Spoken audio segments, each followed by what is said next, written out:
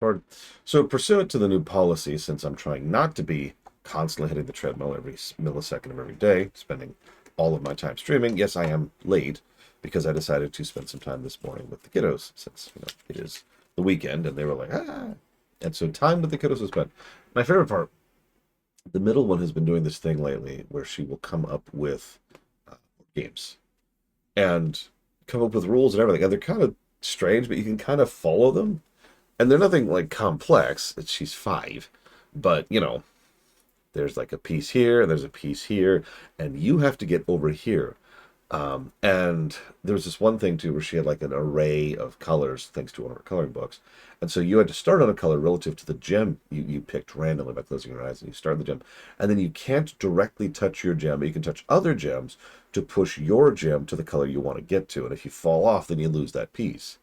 Just stuff like that. And it's just amusing to me. Wow, phone call this time. Some interesting luck there. So it's not like the most complex board game ever, but the fact that it has that much coherency is something I'm actually quite proud of. Then again, this is the same niece who has already begun to understand things such as the economic debt and negative numbers. So, speaking of economic debt, no, for real, I actually do have a question for everybody, and it's just a random I want your opinion question. If anybody wants to jump in, whether in the comments on YouTube or live right now, I've been debating replacing my monitor. Now it's a perfectly functional monitor. Its main problem is that it doesn't actually have a lot of burn-in. There's a couple of spots of burn-in. The problem I'm having isn't actually burn-in. The problem I'm having, and it took me a while to really figure this out too, because let me tell you, nothing in the manual or anything like that indicates anything about this. There is a regular thing. There's one of the sheets physically in the monitor. I don't remember which one. Don't ask me.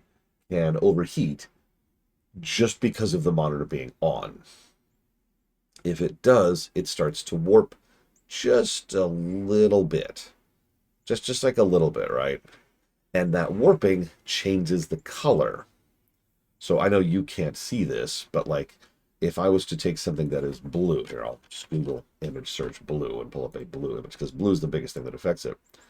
And if I just kind of move this across the center of the screen, there's this noticeable splotch where it looks melted in the middle.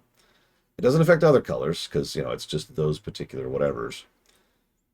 And I've just been kind of living with that because there really is no solution. The solution is to pry open the monitor and replace that sheet back there, which obviously is not only expensive, but a colossal hassle.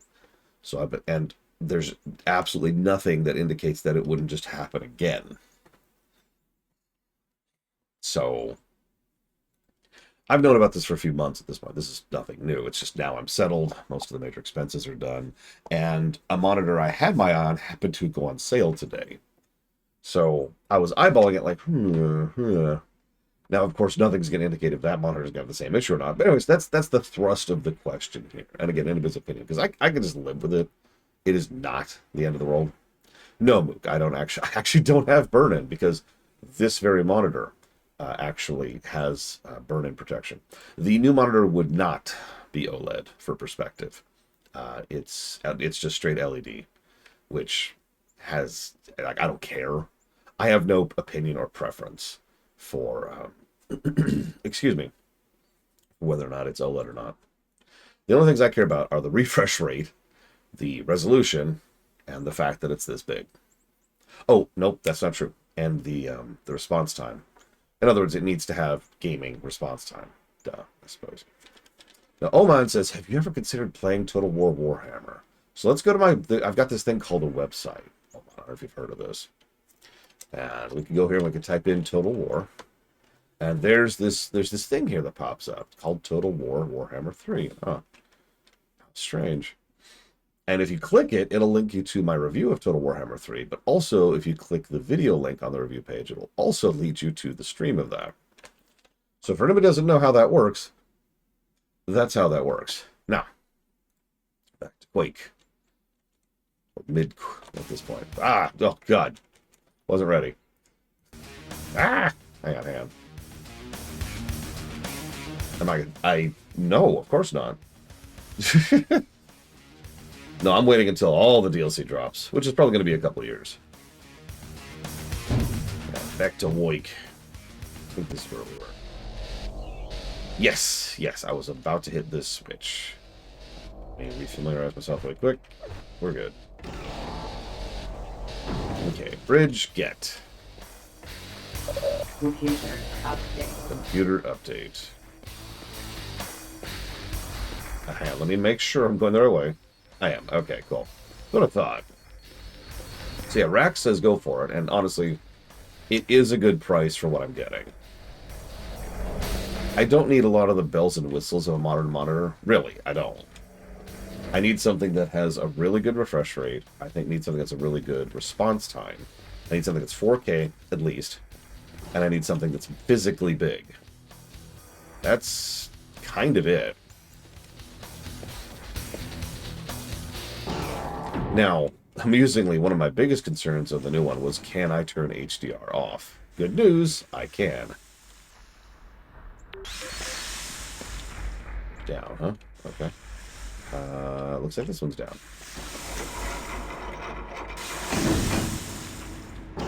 Well, I mentioned it because, like, every review site, including the one Rax linked me. Thank you again for that, by the way, Rax. I'm going to remember that for the future. Hello.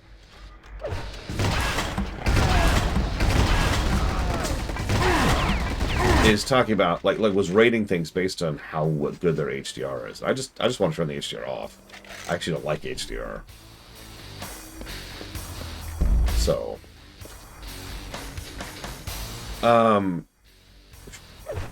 so the first thing I'm going to say is thank you, Kenix Cow. Always. And I'm catching people's opinions as they give it here. Yeah, if HDR wasn't optional. Put this over here. Hang on, gotta jot this down.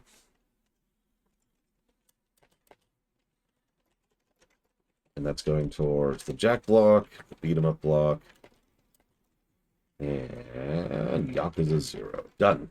Thank you. Get up, Scott.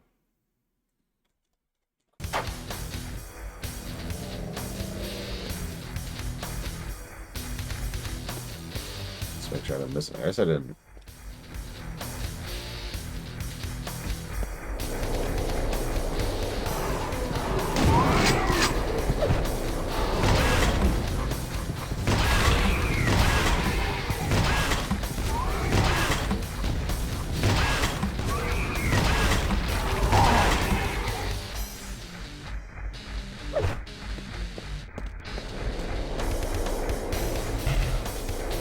Huh.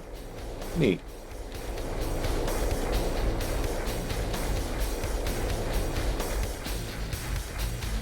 Yeah, unfortunately, HDR is one of those things I've found is more difficult to convey. Because it helps if you're just physically looking at it, right?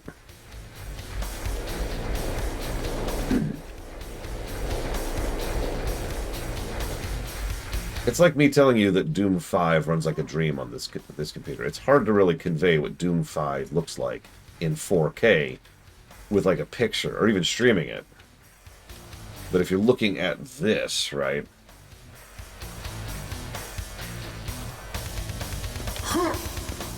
Isn't pseudo HDR just still an HDR thing, or am I misremembering? Oh, correct me if I'm wrong here, because I don't remember the technical side at all. Yeah, exactly, Breakfast Sapper.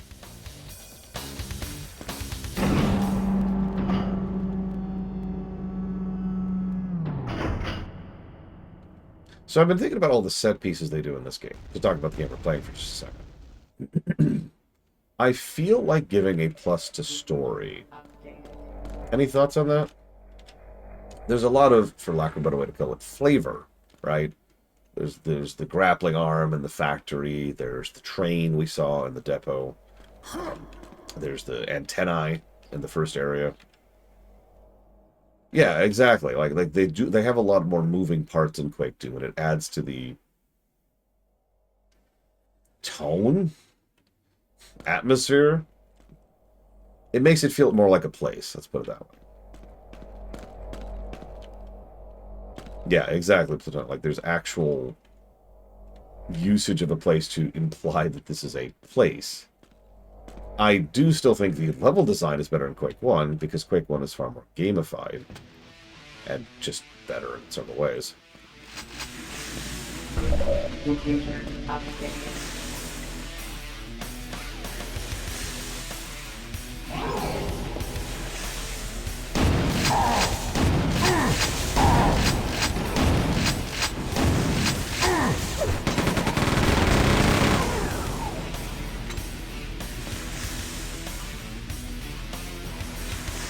Stuff like this, though, right?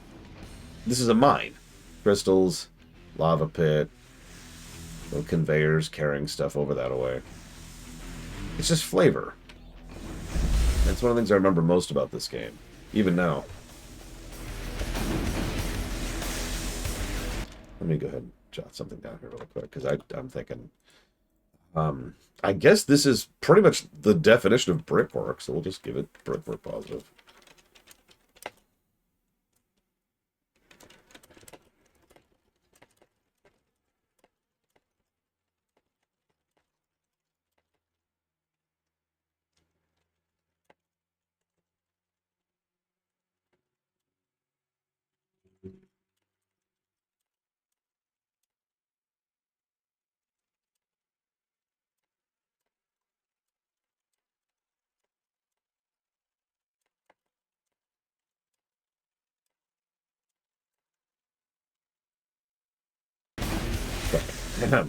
Okay. Hey, Magister.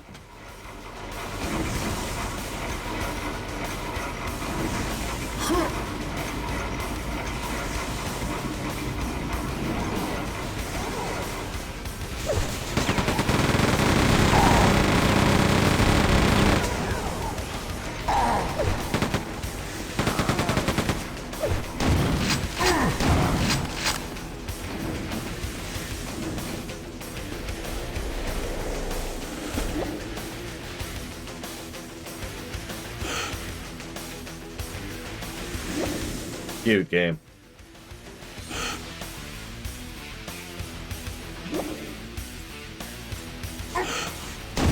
Oh my god.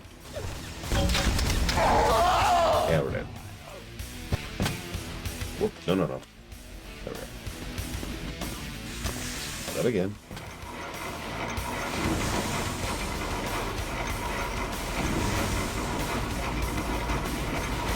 Is that a Goomba, Kaisen Zero?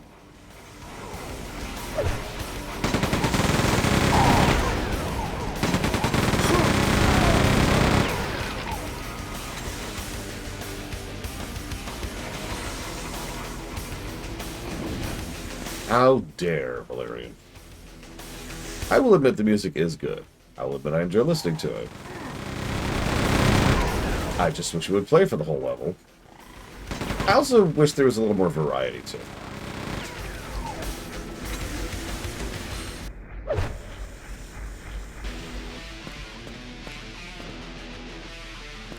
Good morning, Lord Firestorm. I mean, I know this is well before they could do the insano stuff that, say, Doom 4 did.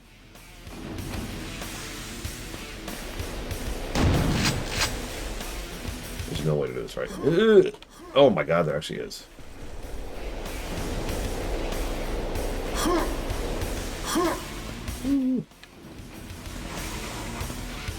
I'm sure there's plenty of headbang emojis, but they're probably all channel specific.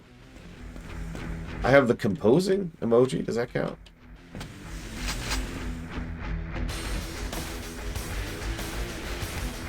I think you're right, Plutonian.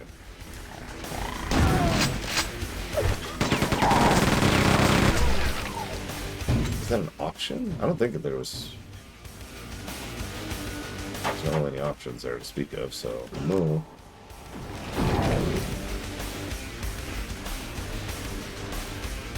Yeah, there you go. Kaisen Zero, just give a headbang. And of course, yeah, we have the rocking out. That's a universal, isn't it? Or excuse me, a global.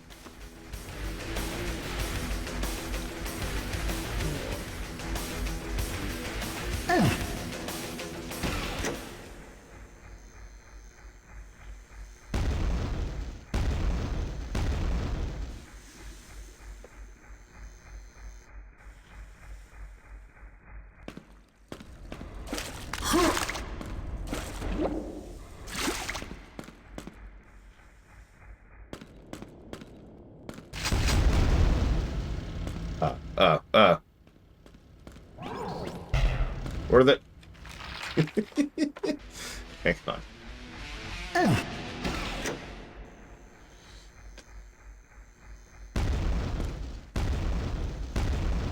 can make it. I can make this happen.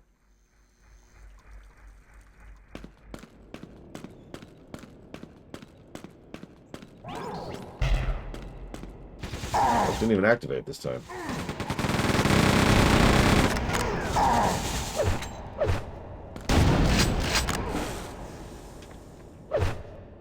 I mean, that kind of counts Kennex Cow. It counts Kennex Cow. Oh my gosh.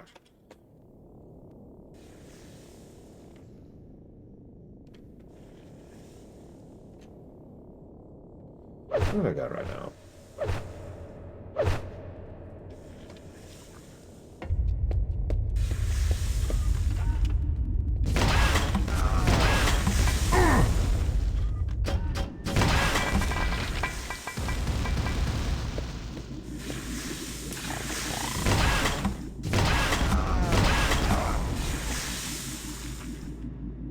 Good morning, Evo.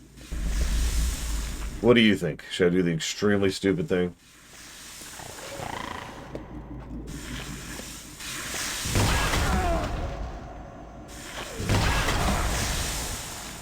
Yes. That was disturbingly without hesitance.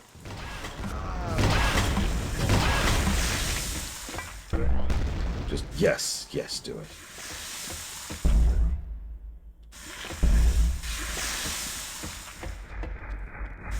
I'm debating picking up a new monitor. The current monitor is essentially irreparable, but it's also not the end of the world. But the new monitor I've been eyeballing is arguably better. Will not have the same general issue. It's no longer an OLED. And is $200 off right now.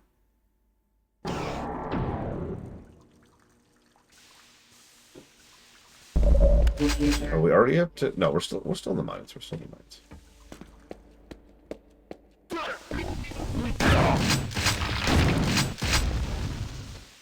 Computer updated. No, do not give me money, Eva. No. You need to buy stuff for your game right now, remember? Yeah, we're dead.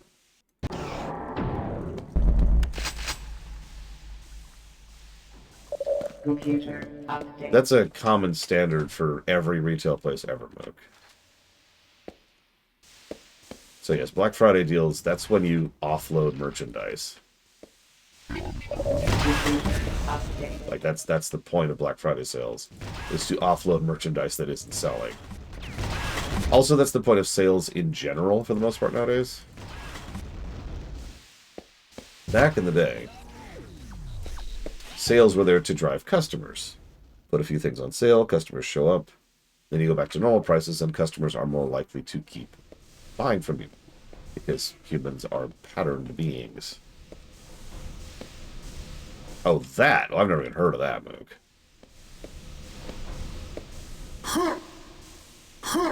Not saying it doesn't happen, I've never heard of that.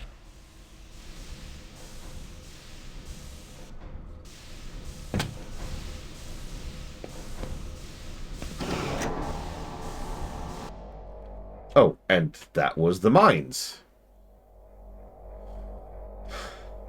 That was boring. It's just...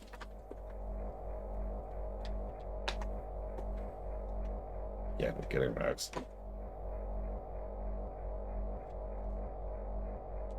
I keep running into the same issue with Quake 2 levels. They're fine. We talked about this yesterday. There's this definition of a wash, which we pretty much came up with for situations like this.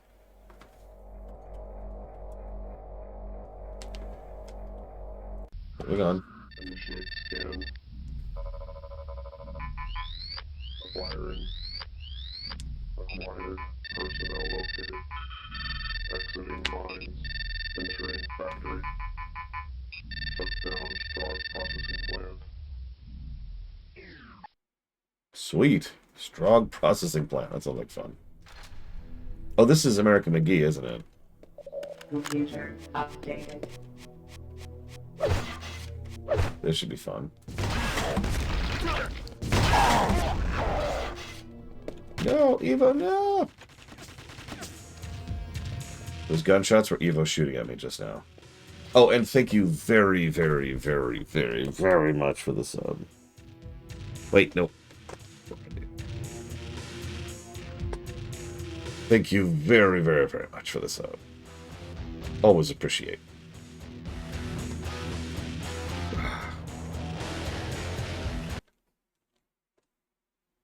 Let's see here.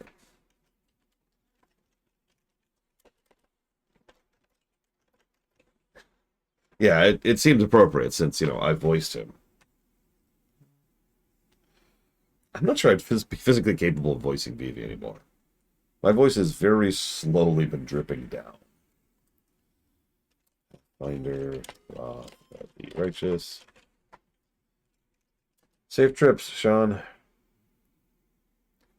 Rogue Trader. Little Kitty City. And Just Rob TV.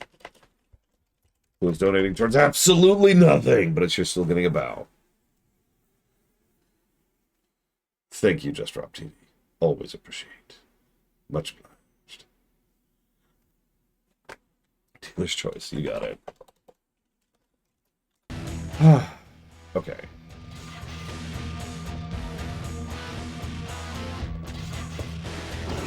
I think the universe would explode. That's the emergency apocalypse plan right there.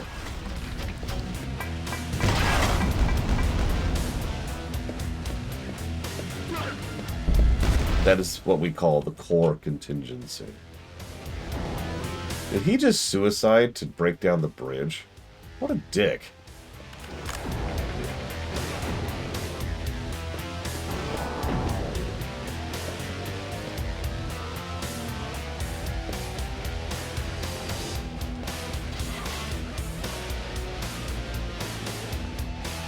So it doesn't work that way, Lord Firestorm. You can't put it towards just one thing. You can put one of those towards one thing, but not the others.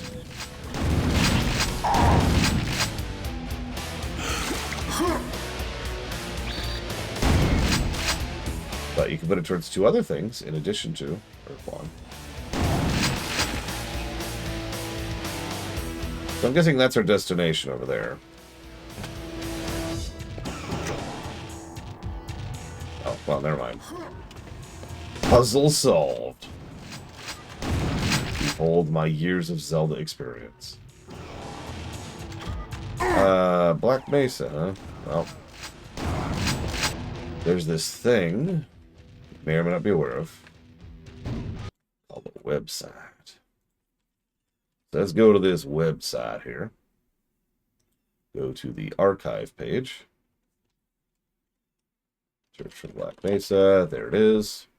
Click the video link, and here it is. Boom, instantly. Ta-da!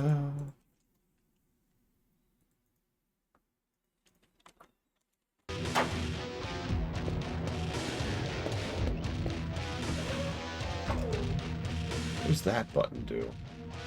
Why is this taking me up here? There's nothing. Oh, no, there's nothing up here. There will be something up here. Ah, okay, I see, I see.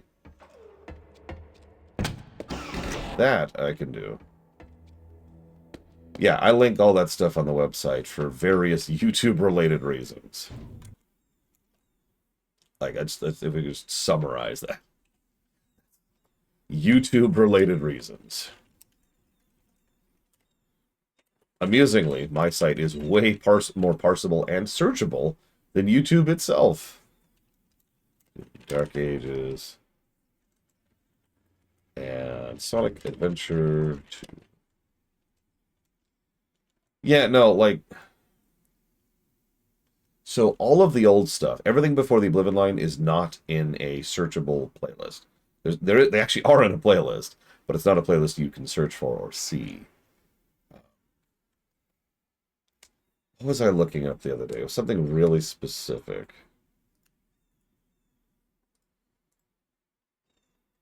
Let's just say... Let's look up ProZD Forgive, right? Because there's a thing for that. So there's a couple of responses. Okay. Okay, there's a couple more responses. Okay, now there's a Team Fortress 2 video. Okay. Okay, now there's a sexy thing from Pokemon, apparently. Like, oh my god, I can't believe how sexy this is. Then there's something from Final Fantasy X. And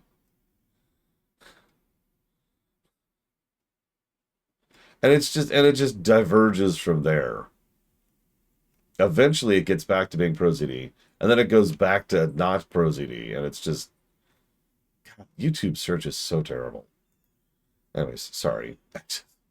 Anyways, point being, all that stuff's on the site. If you are having trouble finding anything that is before the Oblivion line, I have an entire page called the archive page. Now, it's a little crude. It's a little crude, I'm not going to lie. But it is searchable, and it is intended to be parsable.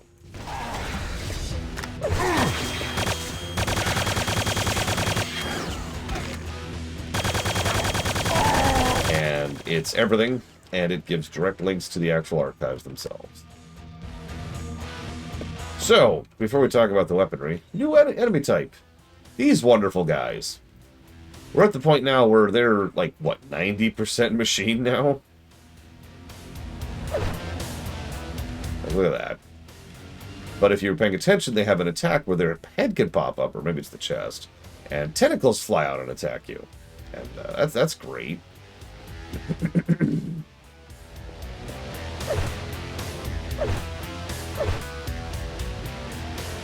Yeah, no kidding, Moog. Anyways. Eat, Evo, eat! Or I will not... no, that doesn't work. Damn it.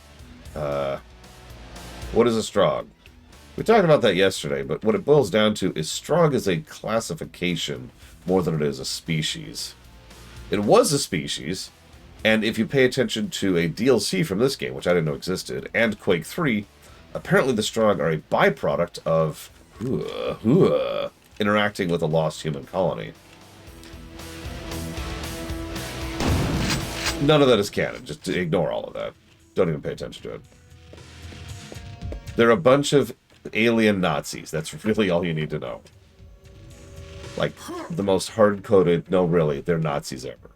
If you actually take the demons from Doom, with all their cybernetic focus, and then the Nazis from Wolfenstein 3D with their super science and hilariously over-the-top evil, you've got the Strog.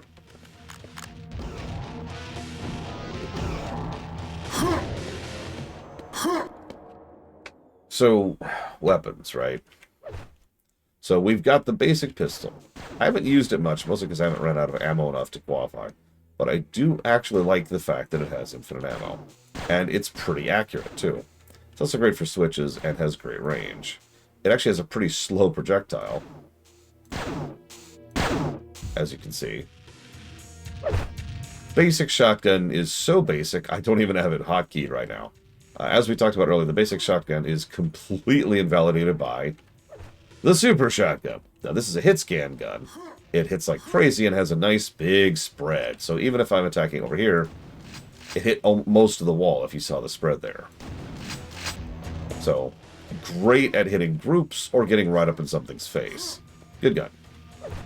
Next up we have the machine gun. With the removal of the kickback, this is a decent SMG option, aka I just need to get a little bit of fire into someone very quickly, so brah, brah, brah, brah, brah, brah, brah, brah. It's actually pretty accurate, too, without the kickback, go figure. The chain gun is the ammo hose. It's exactly what it sounds like. It has a wind-up time and a wind-down time. In other words, it will continue to shoot even after you're no longer holding down the button, and continue to burn ammo even after you're no longer holding down the button. But I actually like the additional cost that gives to its usage, and it will destroy whatever you're looking at. And yeah, this is our first medium weapon. It took a while to get it. Grenades suck. It's the second bad weapon of the game. The grenade launcher, by contrast, is actually pretty solid.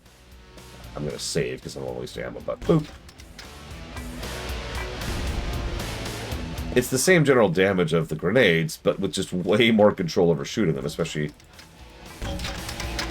nice big arcs like that. Of course, we then have the rocket launcher, which uses different ammo this time around. Rocket launcher is exactly what it sounds like. Nice, big, heavy, slow shots. Boom. But when they hit, they absolutely destroy whatever they're next to. So, let's look at our medium so far. So, the chain gun is the deleter, but the most expensive by far. You're not always going to get machine gun ammo, 10mm, or whatever that would be. 7mm? 4mm? Whatever this is. You're not always going to get the ammo for it. Oh, I should stop jumping. I'm sorry. It's a muscle memory thing. But if you have the ammo to spare, this will just destroy whatever you're looking at. Yeah, honestly, to me, the chain gun feels kind of like the cooldown gun, right?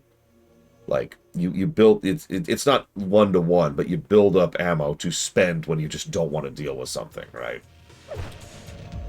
Grenade launcher, I'll admit, I haven't been using very much, mostly because, yeah, the stage design, that's exactly what I was about to say. Like, in Quake 1, there was a lot of hard angles and a lot of corridors and a lot of bouncing things you could use against. Like, here, it just doesn't scan the same way, right? There's a lot less rebound shots or ricochet or otherwise contained areas where you could shoot it in and actually do some stuff with it. Rocket launcher's great, but amusingly enough, just the rocket launcher is kind of a... The rocket launcher is best at enemies that don't move a lot. That's how I want to phrase that. Because not only is it really slow shot, but you don't want to be closer. So the biggest detriment, the slow speed, is not offset by anything. Because you really cannot get close. The range on this thing is huge. And the explosion damage on it is substantial. So. Then we have the laser gun. Now this is really strange. Because the laser gun is the chain gun with different ammo. Oh yeah, sorry, I actually forgot to show it off. That's our rate of fire on the rocket launcher, which is actually pretty solid for a rocket launcher. The energy gun, like I said, mechanically it's the chain gun, but energy damage instead. And yeah, as you can see, it's got projectiles, so it's not a hit scan like the chain gun. And once again, low projectiles. So, unlike the chain gun, which can delete anything at any range, this thing is a weapon you really want to be right up close to something. And just using it right in something's face like that. It is also really good at killing anything with an energy weapon, which energy shield. We just saw our first enemy with an energy shield. This thing also, if I'm not mistaken, does the most overall damage of anything I have access to right now. So this is the gun you pull out for bosses or heavies. And I think that's everything at the moment. Let's go ahead and get all our ammo and health back. I also want to rebind something. Really quick, excuse me. Let's move this down to 3, I think. Or just unbind the machine. I'm just going to stop using the machine gun. And eventually we'll get a railgun and the BFG. We're not there yet. There we go.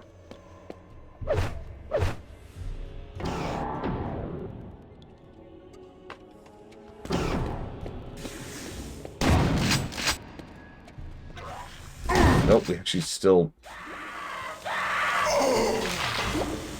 don't have the railgun. Don't clip that. So this much ammo right here. I'm just going to go and delete this guy. Sorry, I let go of the fire a little bit too early.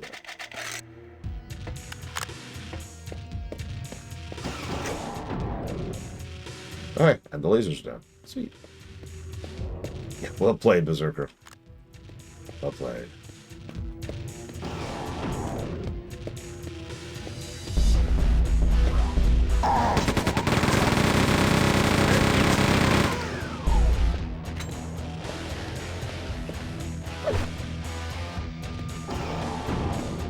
Go back and get the ammo now, jeez. What? For what it's worth, I do like the kit. It could be better. I've seen better, but I do enjoy the gun spread. Most of them mechanically feel different from each other and are useful in different types of situations. And there's some options for choices. Yeah, I was gonna say this just screams secret to me. So let's just see what we got here.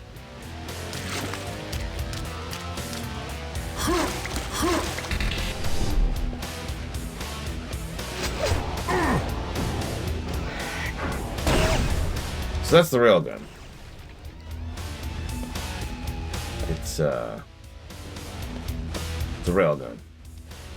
I need to explain what a railgun does to you. That we need to have a chat. So yeah, nice instant usage of the railgun there, by the way. She's a little turned around now after the little jaunt. Where are we? Here we go. Okay. I know right. So the railgun,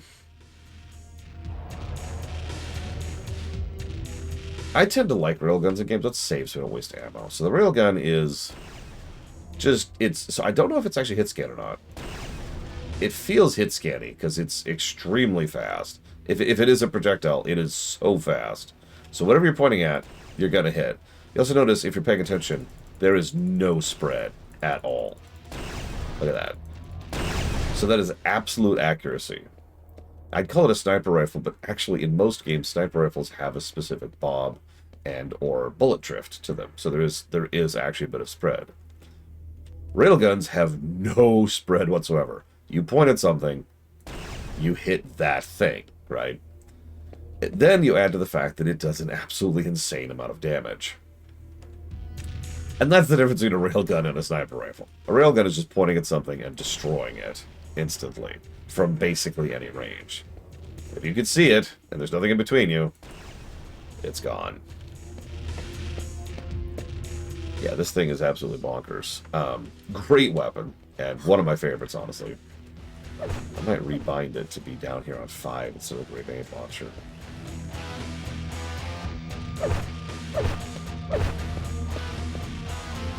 Let's get my ammo back, either way. Okay, fine, I give up. Where am I going? Direct me, arrows.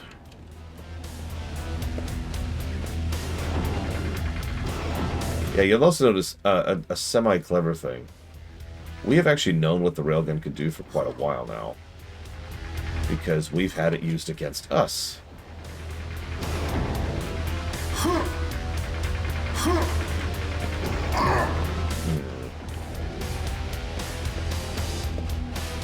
Oh.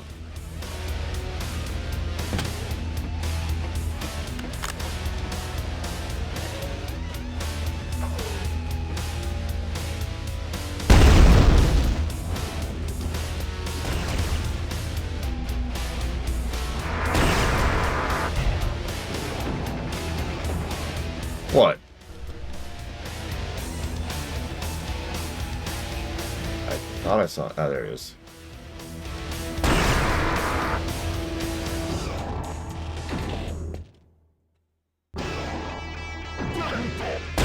Whoops. That's a waste. Computer updated.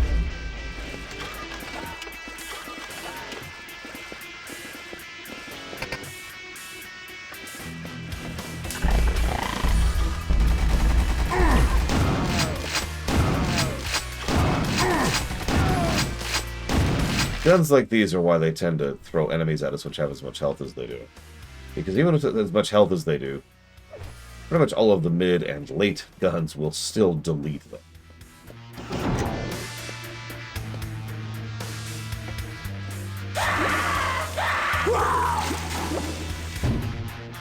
I wanted my ammo back. Computer updated.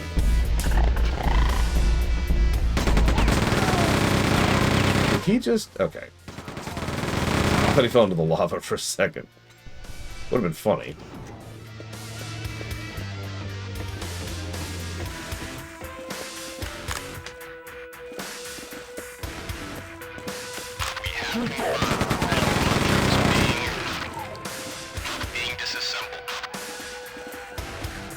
Oh yeah, So now we get to see what they do at the factory.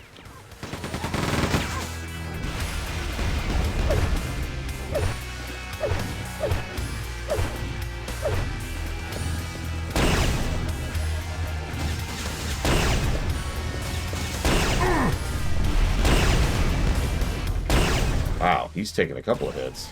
Jesus.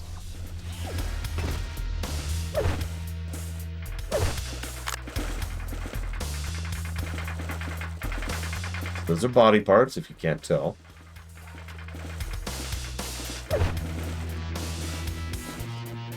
Good morning, Soraya. Ah! Soraya, you don't have to shoot me. Is it because I'm pronouncing your name wrong? I'm so sorry. Please forgive me. I'm stupid and worthless.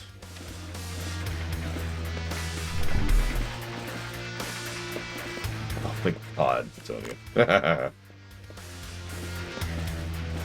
Well, let's wait our turn to not be in the viscera. There we go, left side.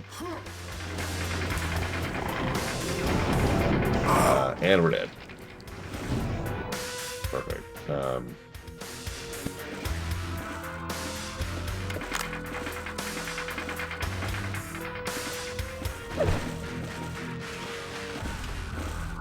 Ignore the body parts. Ignore the body parts. It's fine. It's fine.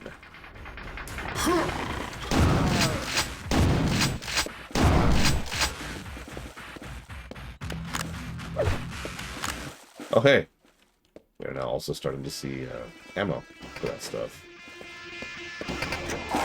Eat, Evo, eat.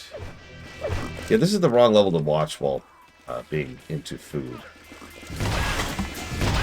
This place is called the processing plant for a reason. So in case you can't tell what's happening, that's the chute where people are, you know, tossed out, and that's where what's left of them is tossed out into this suspiciously red liquid. Organic material liquefier deactivated. Remember, they use something called stroyant. I haven't seen it mentioned yet in this game, but that is what it's called. And stroyant is a form of biofuel which runs most of their civilization, which is why they need to constantly harvest people.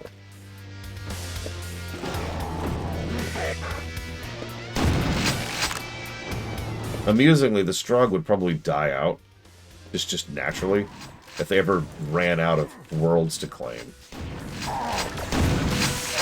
Because, you know, they would run out of fuel.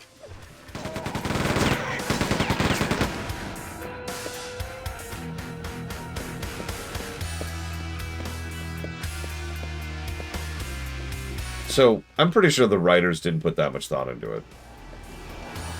But, yeah, I admit I have thought about it myself, and I've always thought that they do something to it to make it worth the damn. We know it's warm. We know it's combustible. And we know that it's not literally just people sloshed into a liquid. Like, they do something to it, right?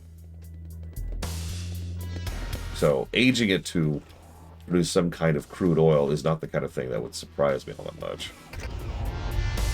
Strong bioassimilation oh my god, bioassimilation tank deactivated. Which is what that was.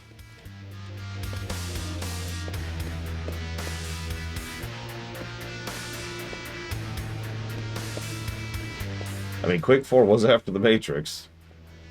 And that was before most people were aware of how extremely stupid the finished version of the Matrix was.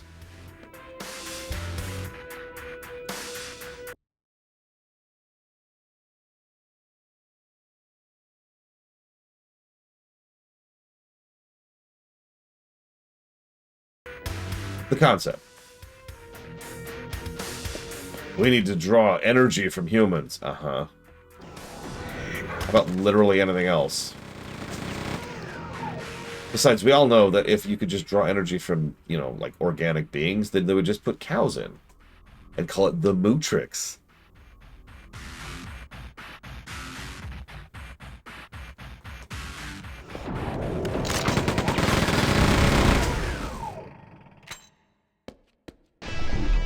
I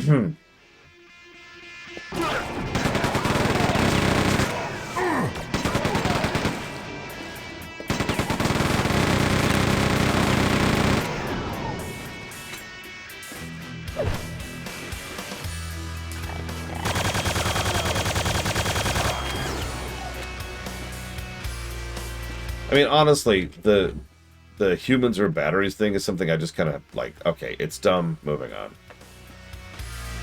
It's one of those premise things. Of course the premise is dumb. Most premises are dumb. Premises? Premises? Premises? So, yeah, it's Cloud Effect. The premise is dumb, but man, The Matrix is a great film, right? And man, the Strug idea is dumb, but God, the Strug are horrifying, right?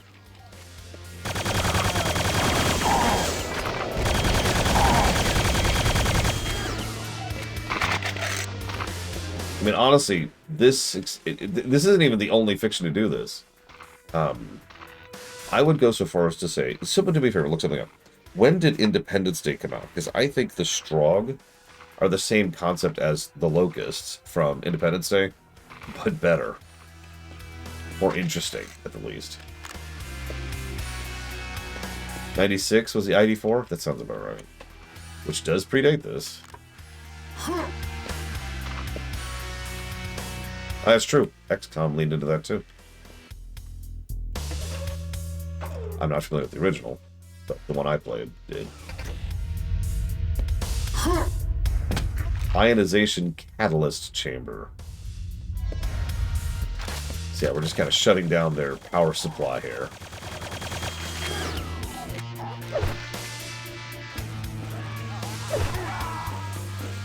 Oh yeah.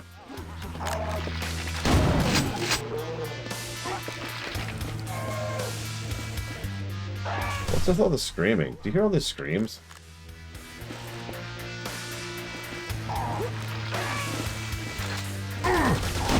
Hey, I'm trying to admire the scenery, dude.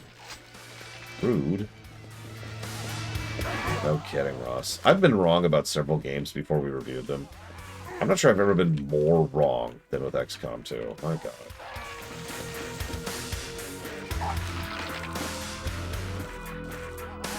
So here's the funny thing. This is an interesting bit of visual storytelling right here. Because they specifically went out of their way, I don't even know if they did this on purpose or not, to make sure that the people spawning were playing the sound effects attached to the tortured prisoners in the prison section. What this implies is this is what they do with the people after they're done torturing them into insanity. So, Mr. 8, you asked if we could rescue these people. I present to you rescue.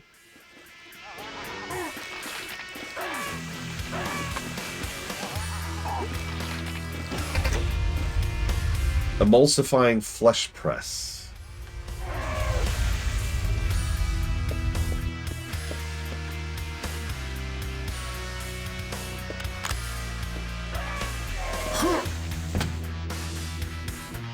True. Later, that's a valid point. I never expected Starfield to challenge the bottom of the barrel.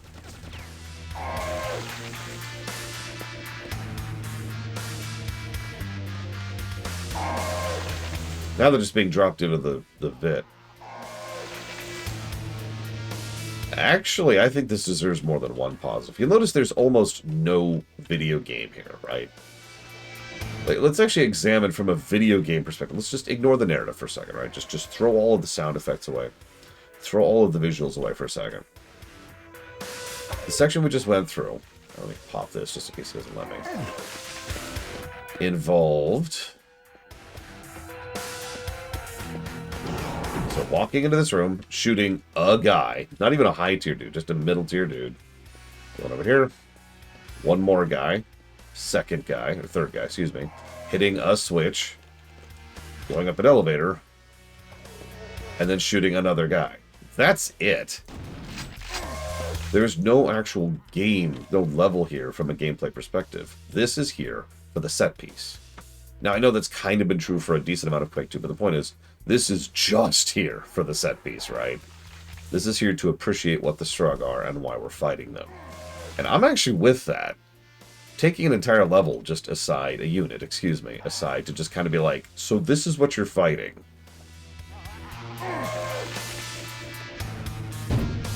I'm with that.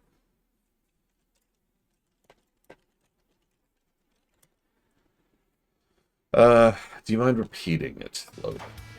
For my stupid, stupid brain.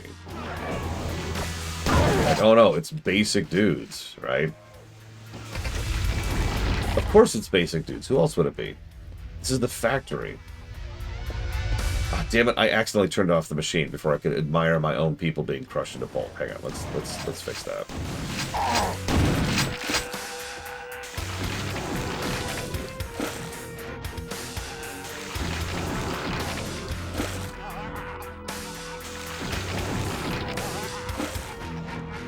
Like, look at this.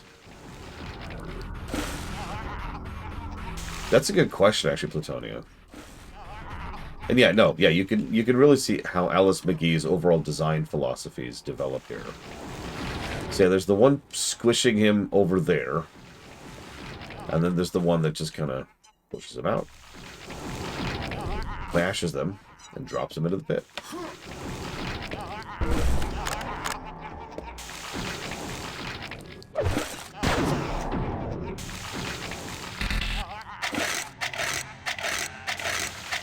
Yeah, remember, what they're doing here is arguably better than what they did to them back in the prison. Yes, that is a gigantic pool of flesh and blood. That's viscera. Try not to think about the smell in this room.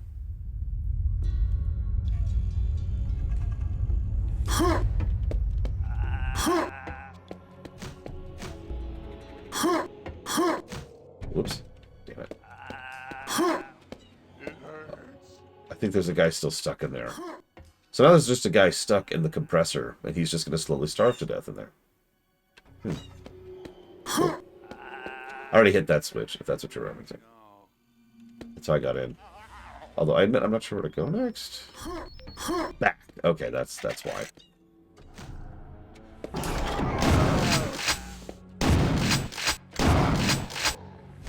He might suffocate in there. That's true. He will suffocate or starve.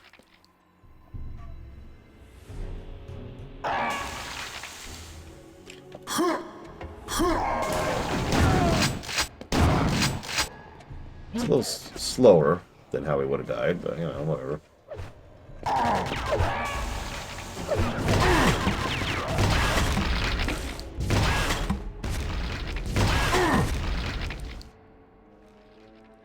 Yeah, I'm debating, Luke, because, like, we actually have a pretty decent idea of what the Strogg are like.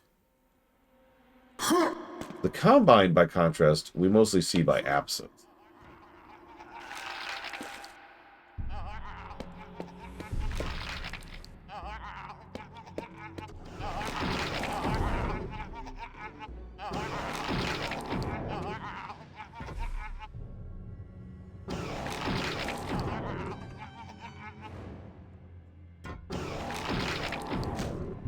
Yeah, the Combine are also multi-dimensional as opposed to interstellar. Yeah, the Strogg have been... Well, see, the Strogg don't really have territory in the traditional sense of the word. The Strogg are closer to the Mongol Raiders than they are anything else, because the Locusts, right? They move in, they take, they move on. There's a reason why the only place we have to counter-invade for the Strogg is their homeworld, right? They don't really set up in places they conquer.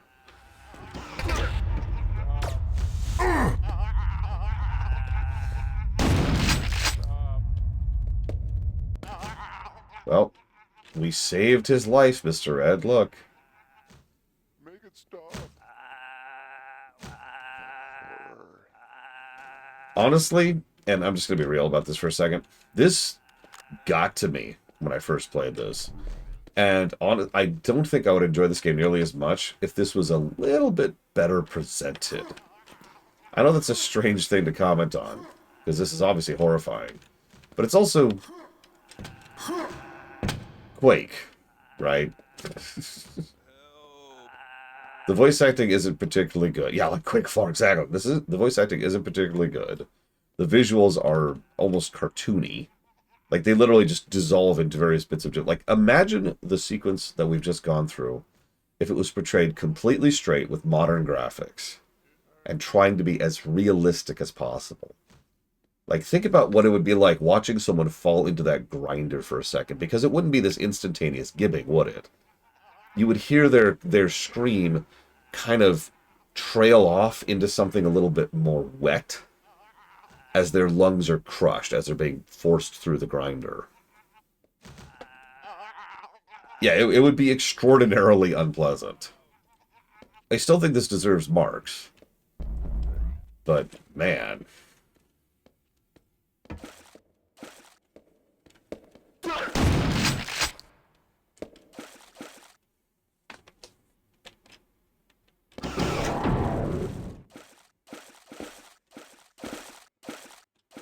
Computer updated.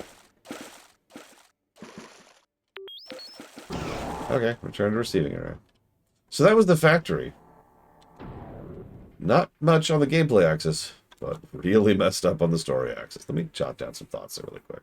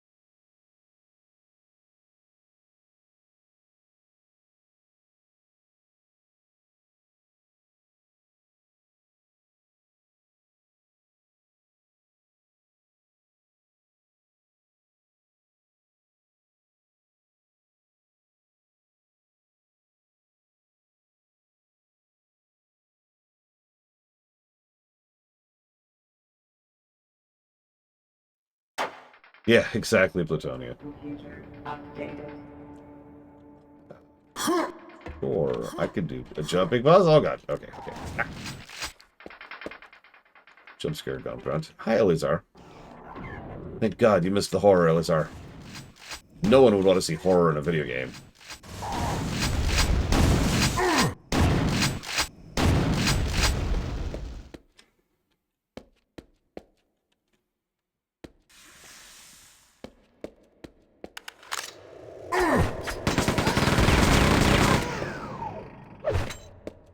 Should use up some of my cell ammo over here.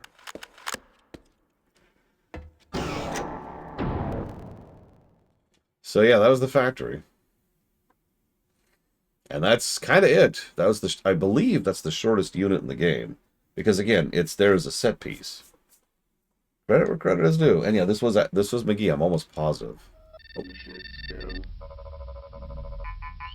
Acquiring. Acquired. Personnel located. Factory rendered inoperable. Proceed north to Big Gun area.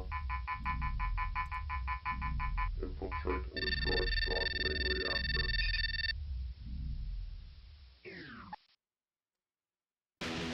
So this is going to be Willits.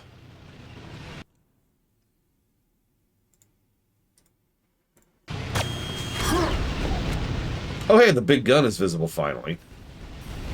About friggin' time. Like seriously, look at the colossal size of that thing. Tell me we couldn't see that from a distance.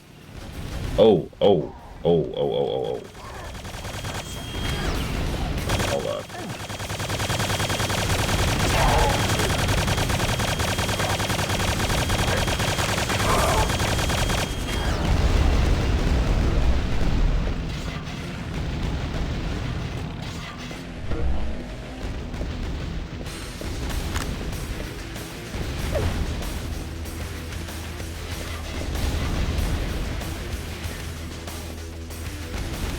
I guess we got him.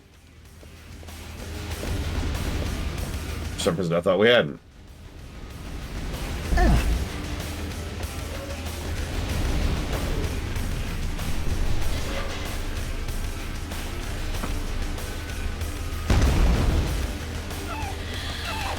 Oh, yeah. So here's the women's shrog.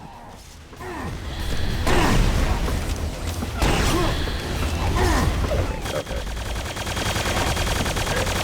Stop playing around. I forget what they're called. Cybernetic succubi.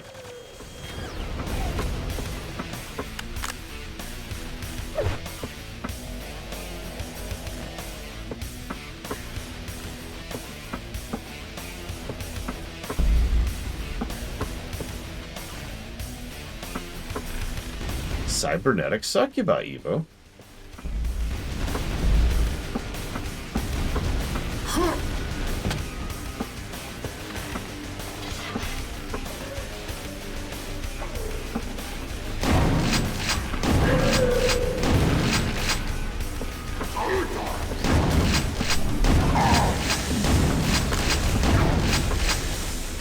Interesting that they consider this high level of a unit, too.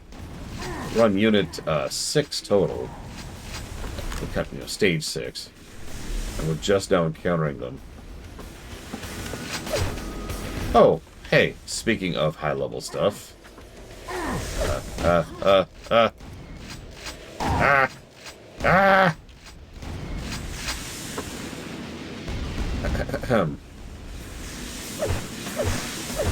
There's the BFG.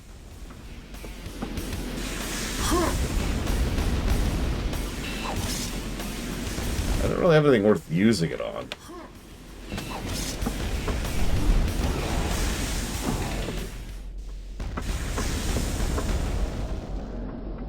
But just to show it off.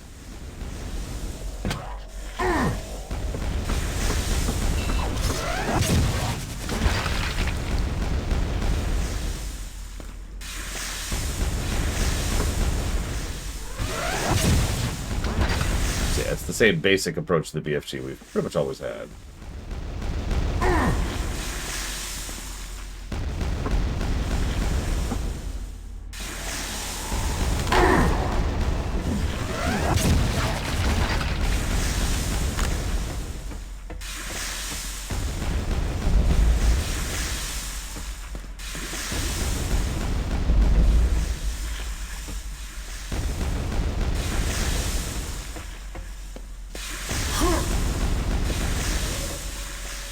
Yeah, I don't either, Dakota.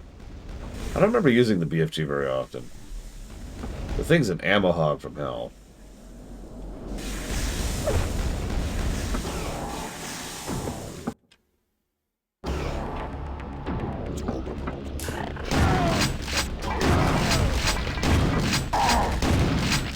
Literally, I suppose, in this case. So yes, you asked if I was writing StarCraft 2, and then I didn't see the rest of the question. If I'm a zookeeper in the Dominion, do I want to take care of a drone or a Zergling? Well, let's see. One of those things isn't going to kill me instantly just because I look at it wrong.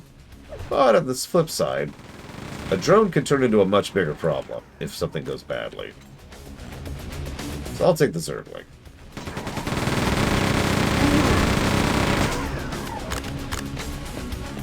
So, let me answer that question by not answering that question, Pumpernickel.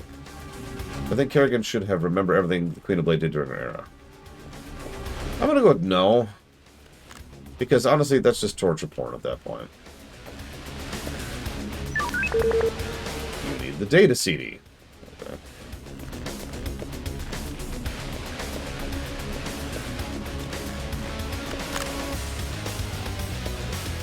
I don't think we've discovered every genre that exists yet, no. The reason why... And I knew there was another guy, too. He was just running away from me. Like a dick. You know, that would have been a perfect room for the... Oh yeah, you can tell the Iron Maidens are here because you hear the sexual gasping in the distance.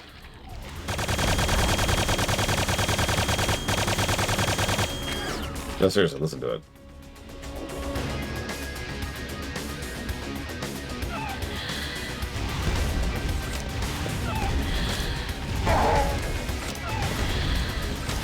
Anyways. But let me explain my statement a little bit, Evo. Because the thing is, we have long since already figured out all of the over-genres, right? Like, I sincerely doubt there are any new over-genres that we haven't...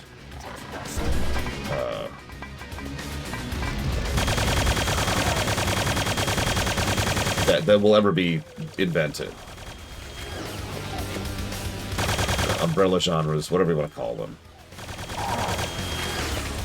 But cross-genres or new micro-genres or just new paradigms or whatever. I mean, even the, what is it called? The bullet heaven genre is actually pretty new, all things considered.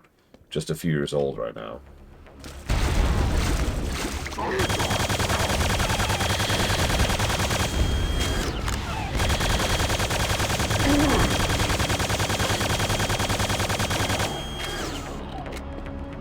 Yeah, to contrast to bullet hell. So that's what they look like, by the way. God dang. Okay, I'm sorry. I don't mean to comment on this. But why are their boobs so big? Don't answer that question. Yeah, battle royales are relatively new, too. It's where the rockets are stored. I mean, they do shoot rockets.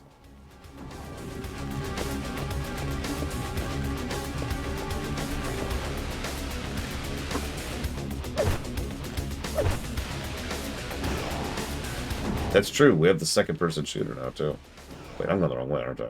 I'm going the wrong way. So, a bullet heaven game is where you are the source of the bullets, to put it very, very simply.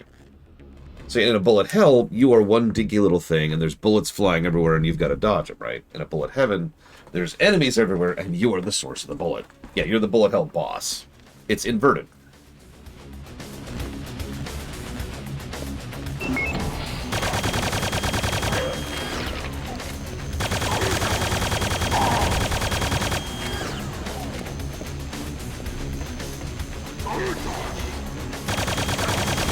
If you honestly think that Quake is torture porn, then I've got nothing. I have nothing to add to that conversation. Yes, Vampire Survivors, I believe, was the first, if not the second. Very early on, one way or the other.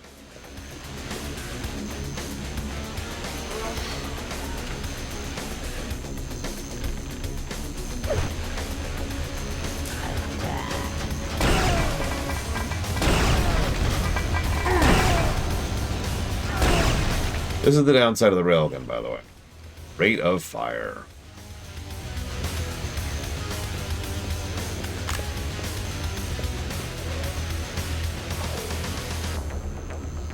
Hey, Grand Spectre.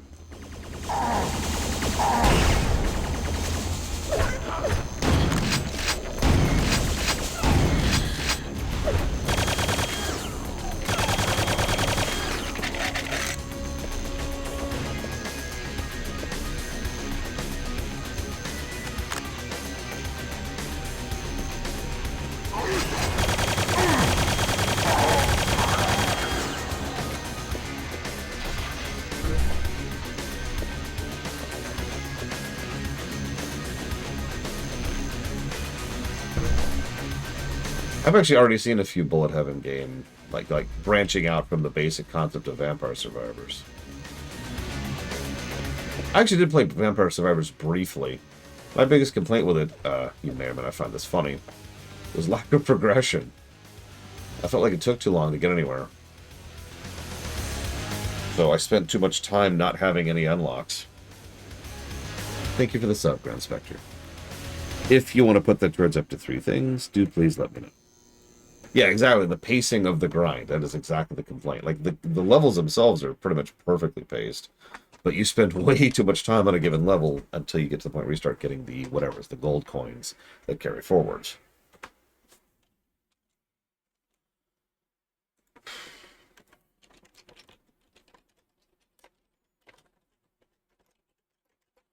I mean, if we're being very honest with ourselves, a lot of microgenres or subgenres, whatever you want to call that, all showed up in the Flash space 20 or 30 years ago.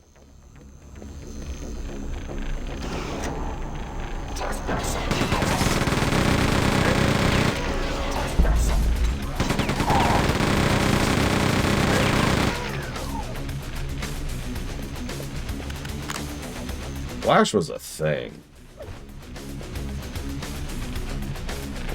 Thank God we got rid of it, right? Thanks, Adobe. Appreciate you.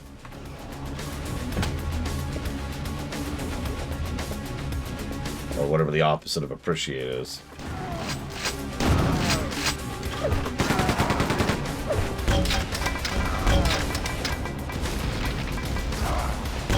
Honestly, I've been leaning that way, Dakota. Anybody else feel that about the music? Like, it's just... I've started tuning the music out. I'm barely noticing it at this point.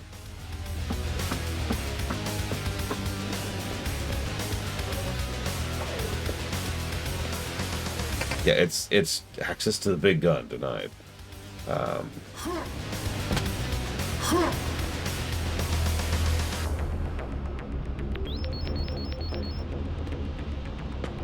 There's a ladder there. Exposed.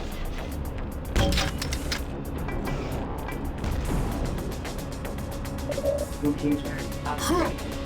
First they call it the big gun. Their leader is named Strong. Or Long. Depending how you define that.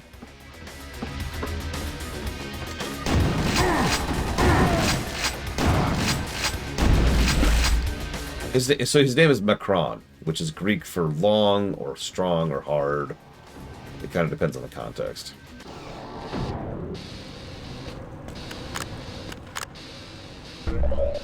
Oh yeah, another interesting little factoid. And I think they actually did do this on purpose. Macron is actually gender neutral. If they were supposed to be specifically masculine, it would be Macross. Why is that significant? Macron is a brain in a jar.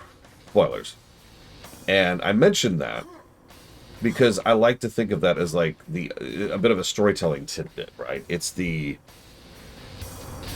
final step of Strogification. It's just a brain in a jar. There's nothing left. There's no person there, really, anymore.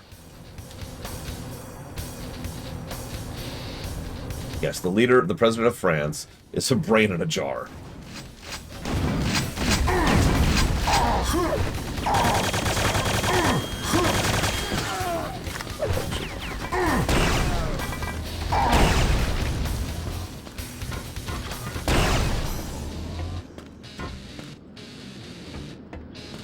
Yes, France is currently undergoing Strogification in real life.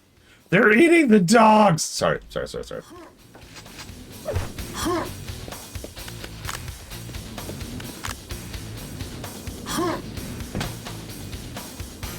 One second, Grand Spectrum. Let me shut that down. So that's going toward Expedition 33. Lops. They're eating the frogs! No!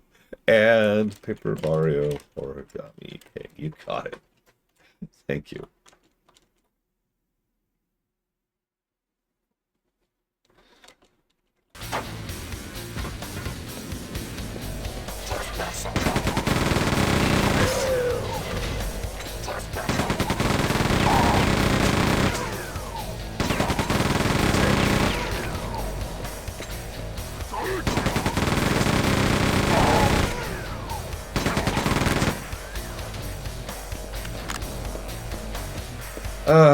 Okay, so I did an extremely brief amount of looking into that Lord Atlantean.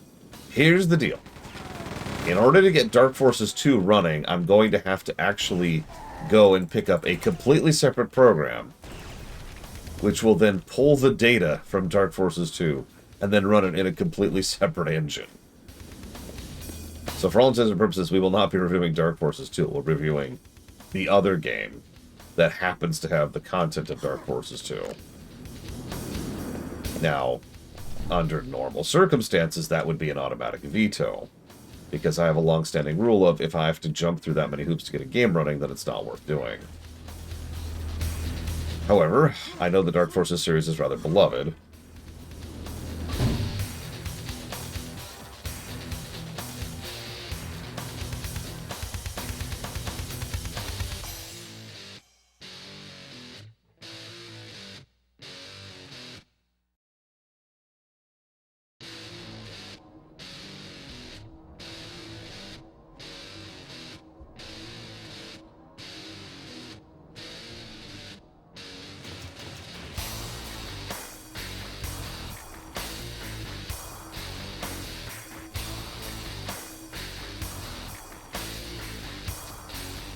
Dark Forces 1 will be fine. I'm not worried about Dark Forces 1. Dark Forces 2 is a little bit more problematic.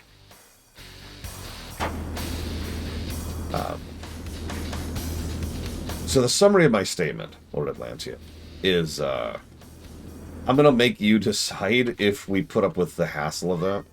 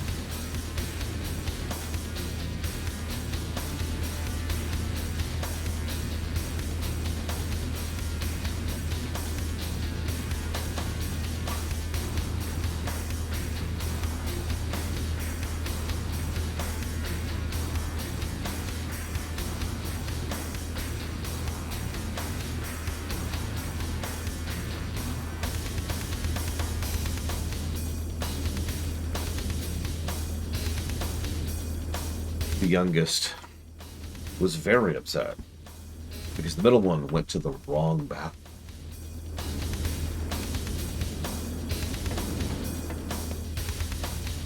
He's not allowed to go to that bathroom. You have to go to the other bathroom.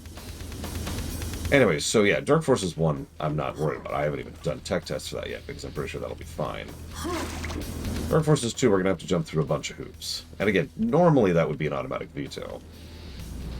These two long, horrible, horrible experiences.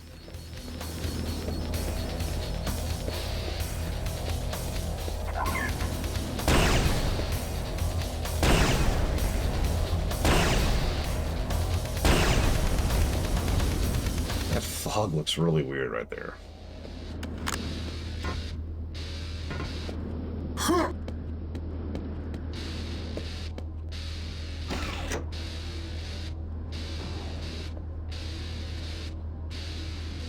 Oh no, DOSBox is fine. DOSBox doesn't count.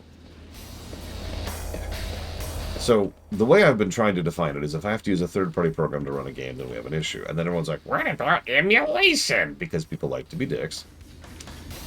But to be clear, I do not mean emulation. If I need to get a third-party program to get a game running, like with Vampire the Masquerade Bloodlines 1, or Dark Forces 2, then that's a veto. Right? WND is another good example of one of those. There's a few. Those tend to cause issues and tend to not be very reliable. They might work sometimes, they might not work other times. Sometimes they work perfectly fine until we hit a certain level. Yeah, exactly. Fan patches, wrappers, etc. I make exceptions because I believe in the very concept of exceptions. But that's the default is... no. Where are they shooting rockets from, anyways?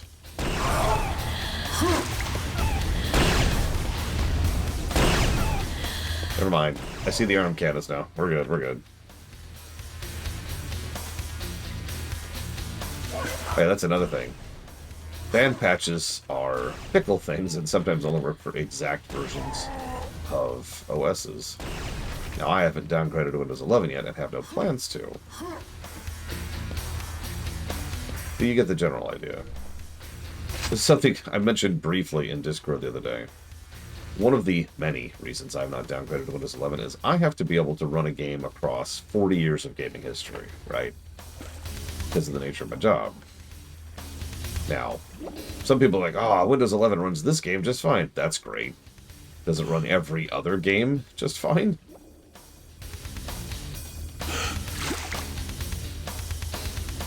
Yeah, that's another problem, Rex.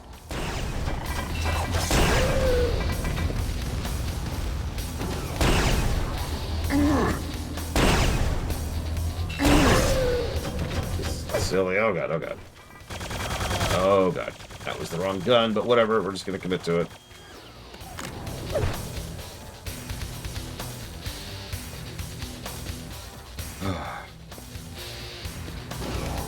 Video games, Loke. People have actually already done studies on how many video games are lost media at this point. Obviously, emulation and piracy have saved quite a few games, but not all of them. And of course, a lot of gaming companies are fighting back against the horrific evils of archiving history.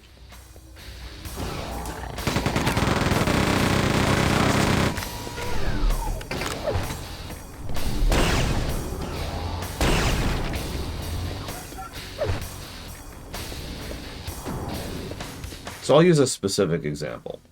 This is a cheat because it's an MMO, but it still counts. Earth and Beyond, which is an MMO I actually really enjoyed, is a lost game. Now, if you're going to immediately contest that by going and Googling it and finding the fan server that does exist, I'm going to point out that that fan server was using data based off of the CDs that people saved after the fact, which does not include server data. People have been going off in order to try and fill out the actual content of the game based off of memory. That data is lost.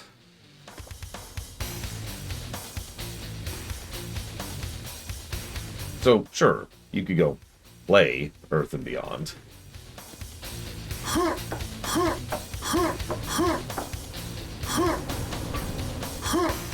Whoops. God dang it. Actually, yeah, FF14 1.0 is another example of that. MMOs fall more prey to this than other things because, by definition, most of that game data was not local anyways. But then there's a horde of other games, which admittedly most people don't care about.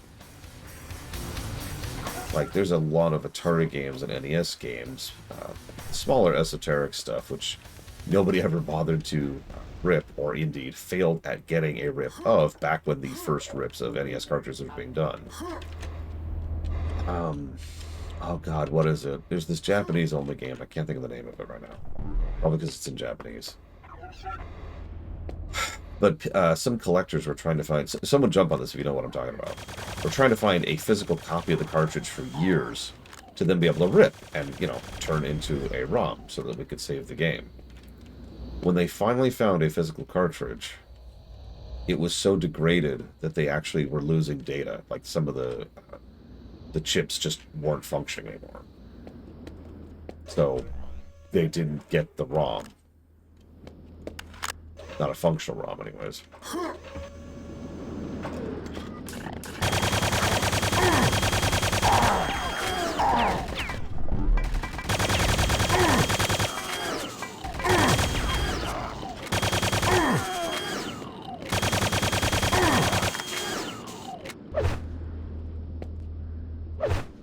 Yeah, I'm with Rax on that. You know me, I've listed FF14 1.0 as the actual worst game ever made. I still wish we had a copy of it lying around. Yeah, I remember when Concord was trying to shut down a fan server of sorry, Sony was trying to shut down a fan server of Concord because evil.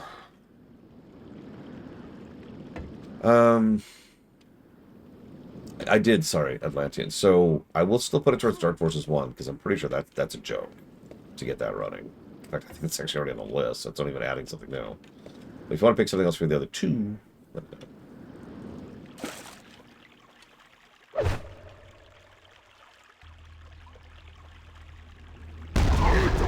Oh, okay.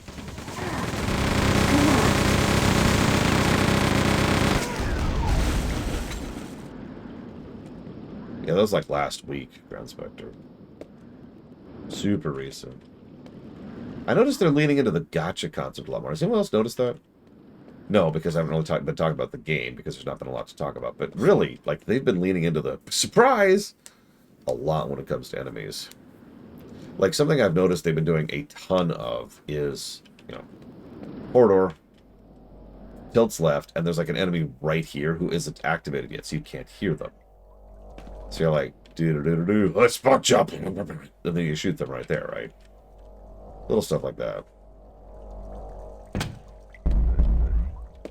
Yeah, the audio activation isn't as good as it was back in 1, where it was fantastico.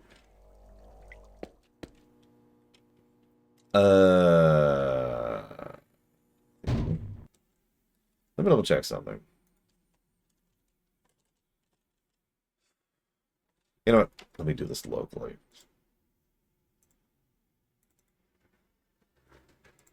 Just leave that running for a second. Is this where I want to go? Then there's Flash games. Now, there's actually several sites which have made a concerted effort to archive all of the old Flash games. But I'm pretty sure there's still quite a few Flash games which are just gone because nobody wrote them down or nobody saved a copy. And who knows where the original developer is.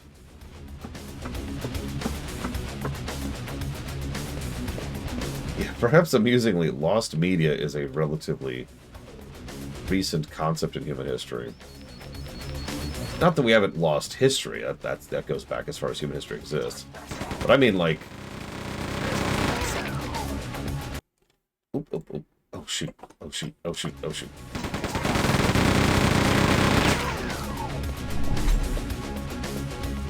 I'm using the wrong terminology. We have many circumstances where we're trying to find copies of X, Y, or Z, not because it degraded, but because nobody bothered to copy it down. Right? I mean, Doctor Who is the example of that. An entire sequence, an entire story, show of cultural significance where huge swaths of it are just straight up lost because nobody bothered to keep the tapes. Why would they?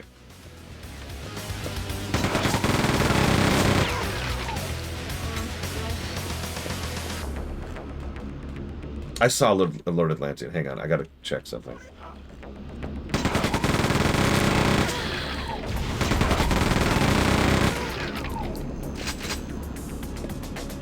I suppose that's true, Friscoborn. I don't know, it feels weird having access to surprisingly detailed information from literally millennia ago. Because someone bothered to write something down somewhere. And yet, we still have so many question marks about something that happened, 60 years ago, right?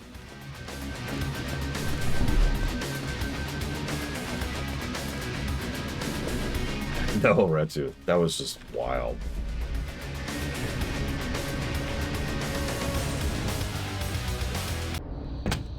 Sweet. The sewer level. Computer. Oh, yeah. I'm feeling this one. This is going to be great. Yeah, let me look something up here real quick here. Mandalord, Overlord, Unicron. Okay, maybe it's over here.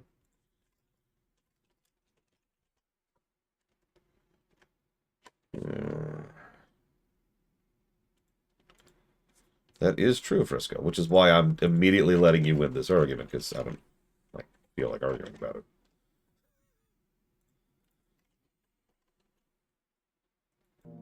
Let's see.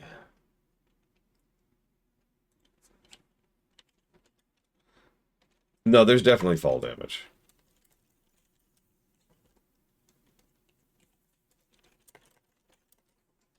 There we go. Okay.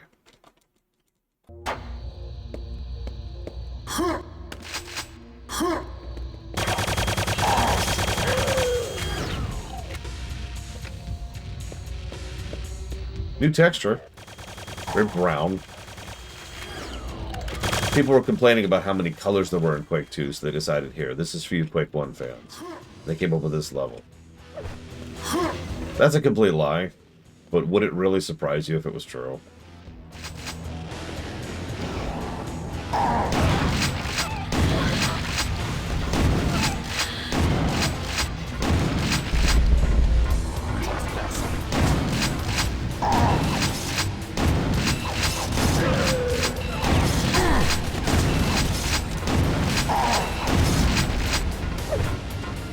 I mean, unironically, they decided to make Diablo 4 look terrible, specifically because people wouldn't stop whining about Diablo 3.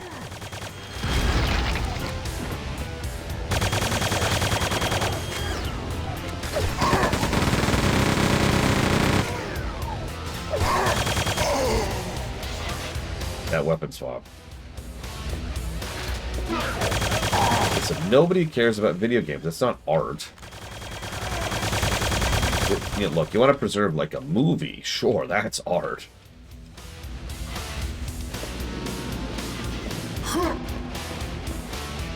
Oh god, I remember that interview, Dakota.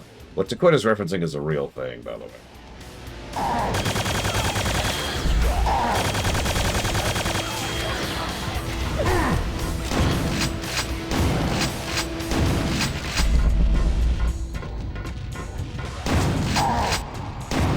Jesus, those lunges. Oh my god. Bounced here.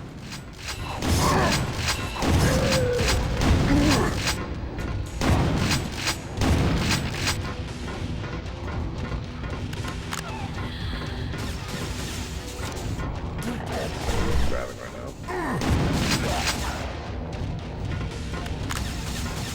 Yeah, why would you play FF12? FF13's right there.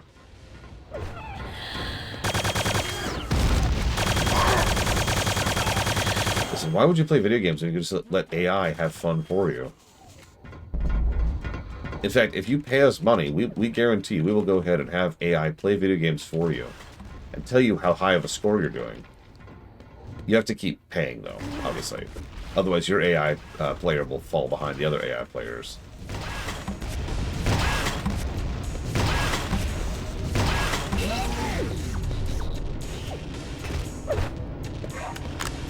It's true. FF14 is invalidated. FF15 exists. Switch, switch, switch!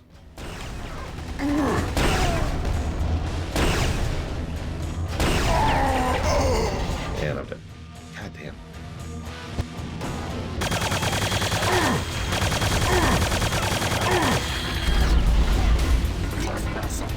That's a good point. FF16 exists. Sorry guys, we're canceling the Sonic Classic block.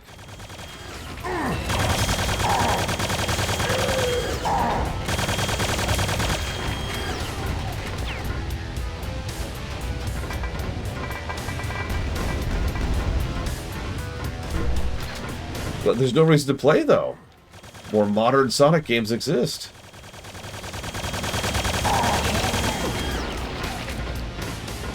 This is probably where you're expecting me to make more fun of this person, but honestly, the person already made so much fun of themselves. I don't even know where to go with that joke. It's not even a joke. It's just an idiot.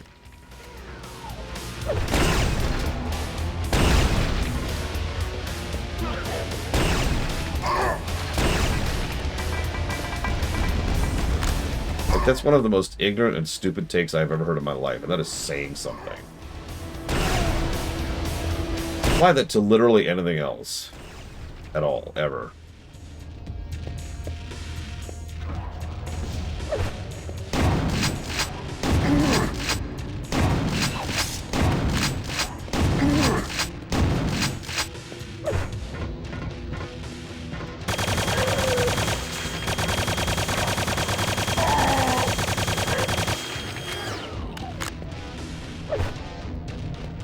I mean, it's up to you, Valerian. They're all good.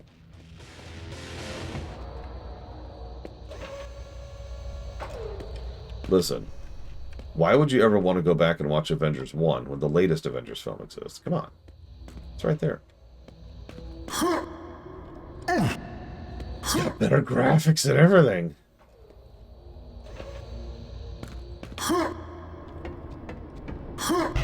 There we go. Ammo pack. That's worth grabbing. Oh, never mind. That isn't worth grabbing. Oh, whatever. Let's pop one of these while we're here.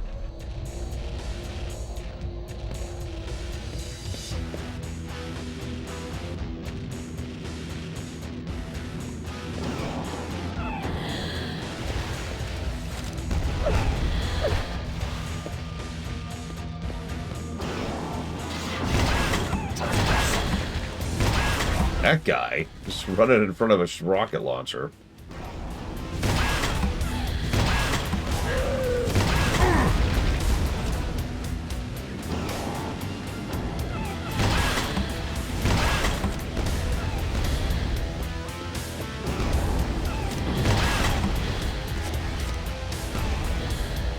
I'm just saying, Gen 3's best starter is the grass one. I don't remember its name, and I don't care. Grass superiority.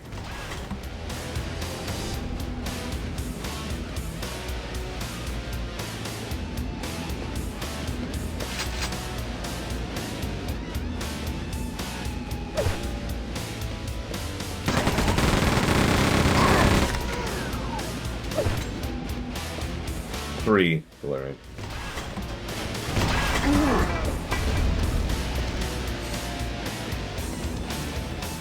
I mean, Ralts is a pick.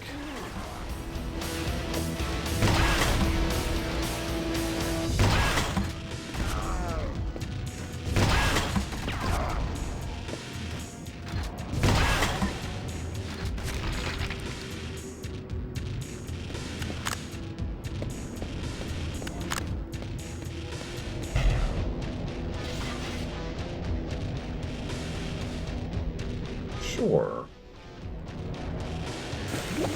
What do we got?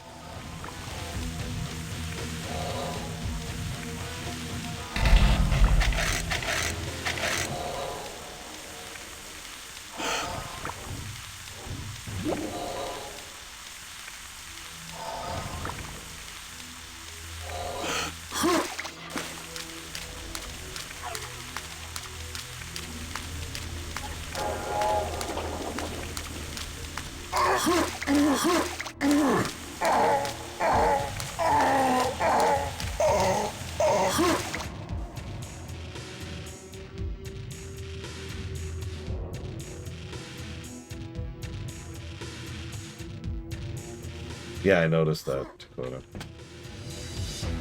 I also noticed that hurt like hell. I'll go ahead and pop an adrenaline after that. So we did get a new one just now.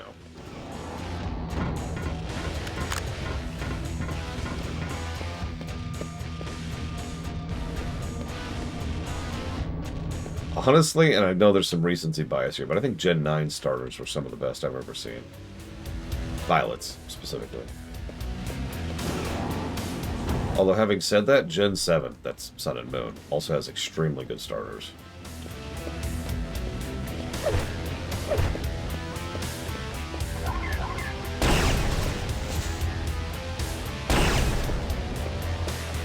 Still haven't decided what I think about this whole use items whenever you want to mechanic.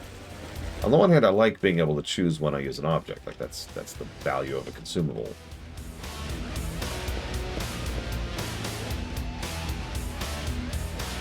I mean mechanically, Giga, not visually.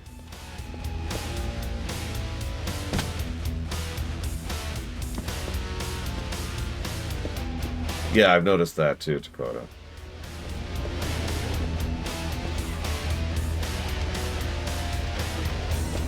Yeah. Quake 1 didn't have use it when you want it. Quake 1 is you just use it as soon as you pick it up.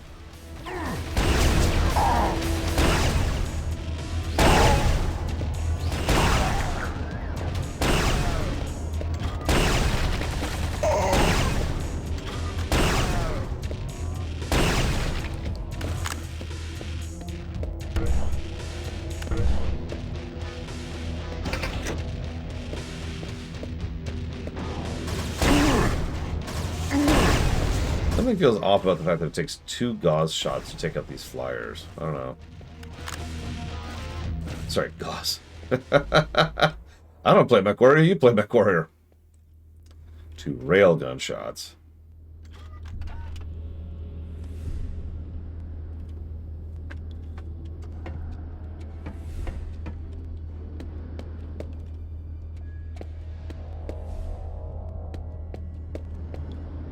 Is this? Yeah, okay. Alright, whatever.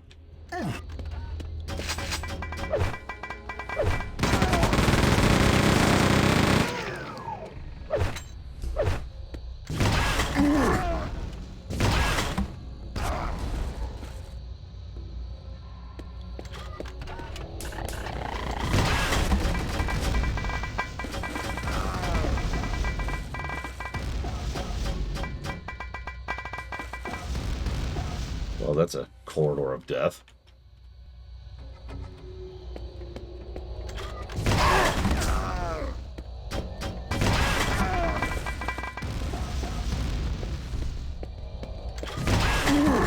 Did he literally just duck under the rocket?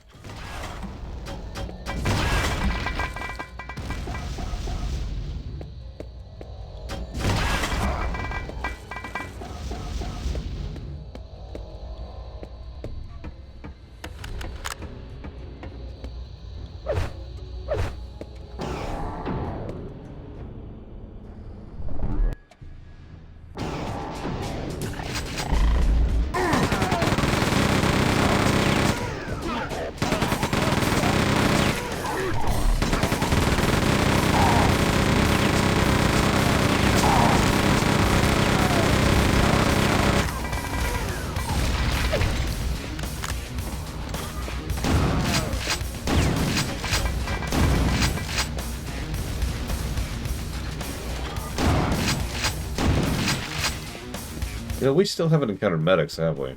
Just occurred to me. And I'm not even sure if commanders are in the base game.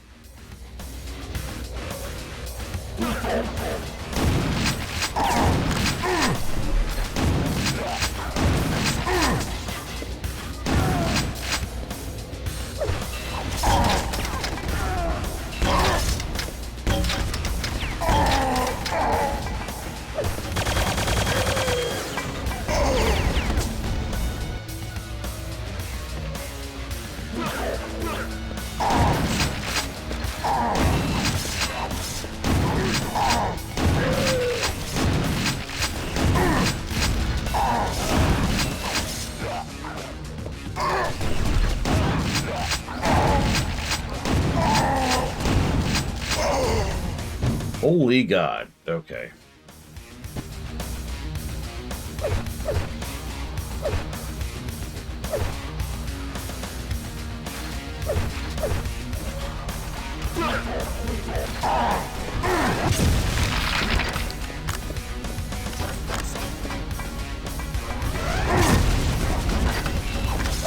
That did not do as much damage as I was hoping.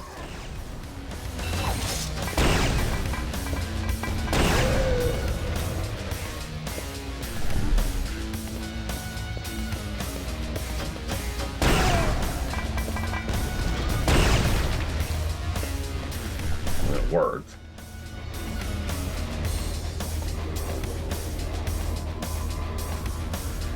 Strong hospital. Why would they repair anybody? They just rip out the cybernetics to reuse them, and then throw the biological stuff into the processing pit and destroy it.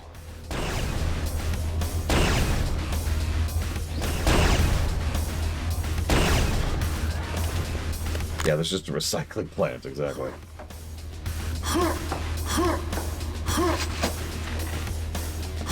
Honestly, I wouldn't put too much faith in the whole tying back into Quake 1 thing. Let me tell you something. As a long-standing fan of the Final Fantasy series, one of the more eyebrow-raising things they've done over the franchise's history is crudely try to graft the stories together in a way that doesn't make sense at all and clearly was done badly. No, I don't mean Dissidia. I mean like how FF2 and 4 are totally the same setting. How 7 and 10 are actually stealth sequels, and so forth and so on. Same thing with Quake 1 and Quake 2. You can tie this kind of thing together. You can do that. It's a thing that's possible. All it takes is time, effort, and talent, which they didn't put any into.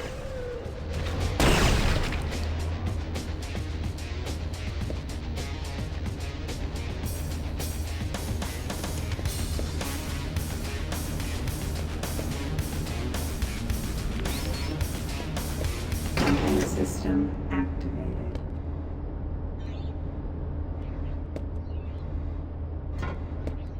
Listen, Cloud was literally in Evilise, okay?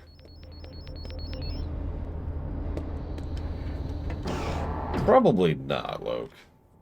If they did, they wouldn't need to constantly harvest new places, right? Like, if these people had replicators of any type, even bioreplicators, they probably wouldn't need to, you know, constantly have a supply of intake.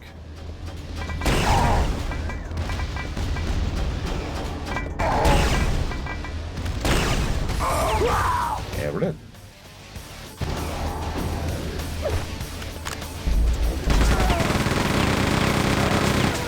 the Strog factory was efficient, it might be self-sufficient. But this is a Strog factory.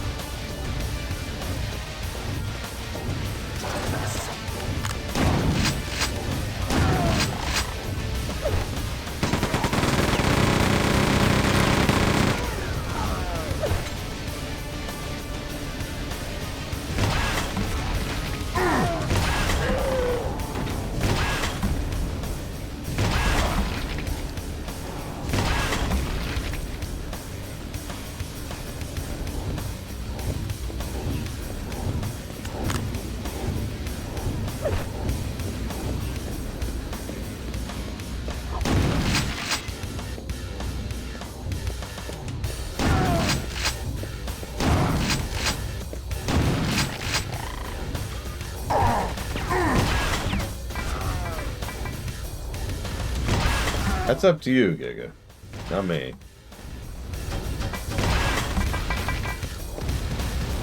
I mean, they're not even connected narratively, not really. Thanks to the uniqueness of 2. No, he staggered, Reggie. That's why he didn't aggro immediately. Those 2 men just gave their lives to buy that guy a chance to activate. Do you see that? They're like, quick, jump in front of it! No! Well, either way, I've never seen anything to indicate that they grow anything on Stragos. So I'm going to go with a pretty firm no.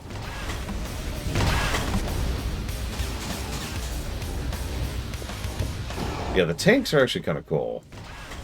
They are exactly what they sound like. They're big, they're slow, and they have a bunch of health. And 2 guns.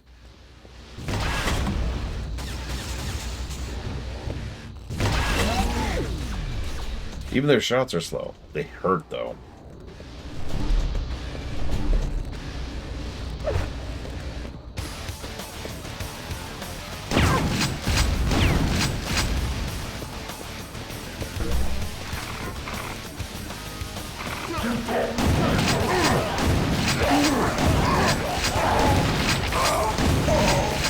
Oh my god, that was a lot of crap. Okay, hold on.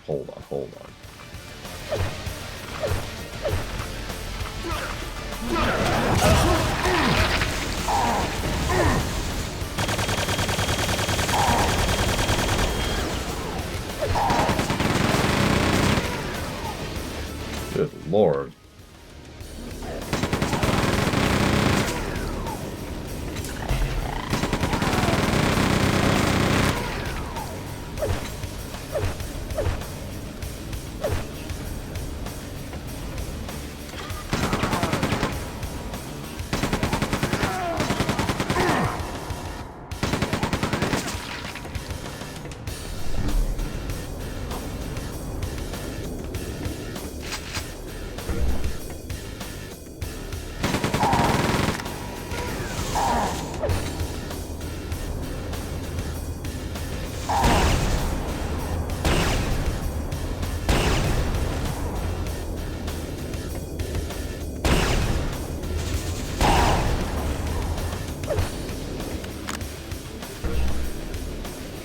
Yeah, for once, admittedly, part of the reason has been because I've been in the mentality that grenades and rockets use the same ammo. The other reason is because I'm an idiot.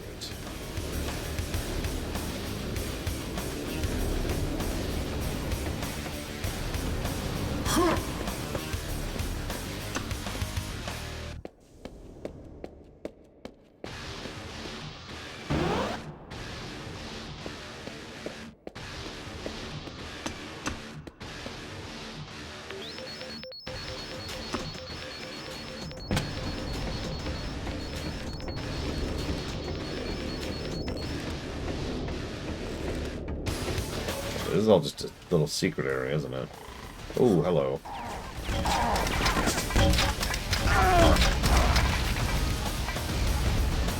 That is the value of the grenade launcher right there.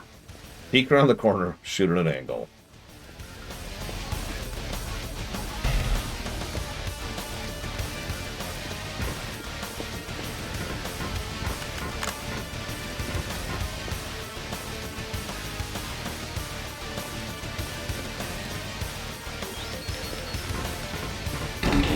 system activated.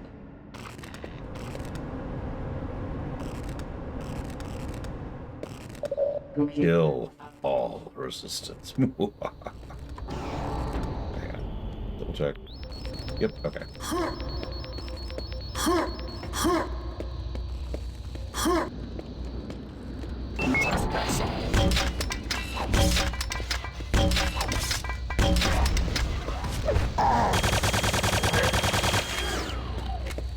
Yeah, I was just saying, we definitely haven't been killing all before. This is a new order. Whoa, hello, hello.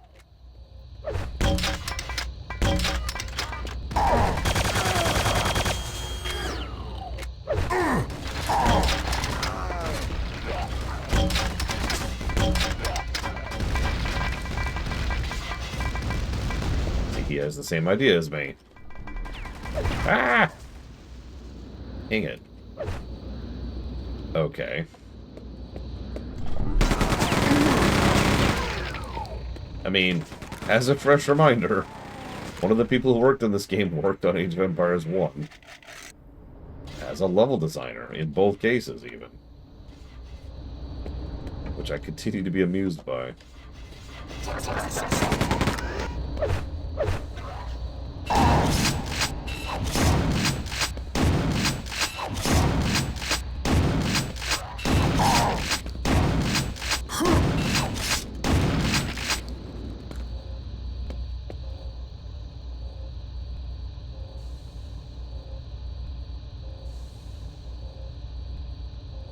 I'm not sure, Platonia. Now that I'm thinking about it, because Half-Life technically has that happening, right?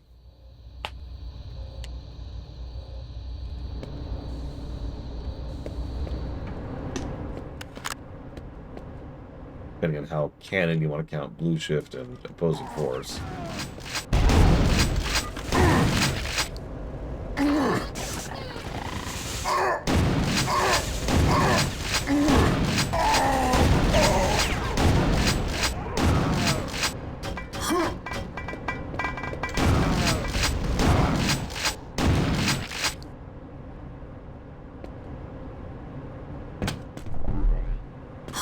Actually, yeah, Mega Man X was supposed to be kind of a squatty thing.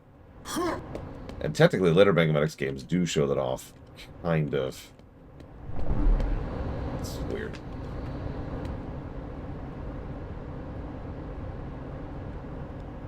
Oh, God.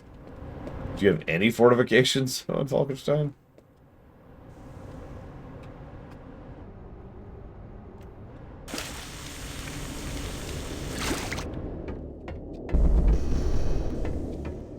Okay.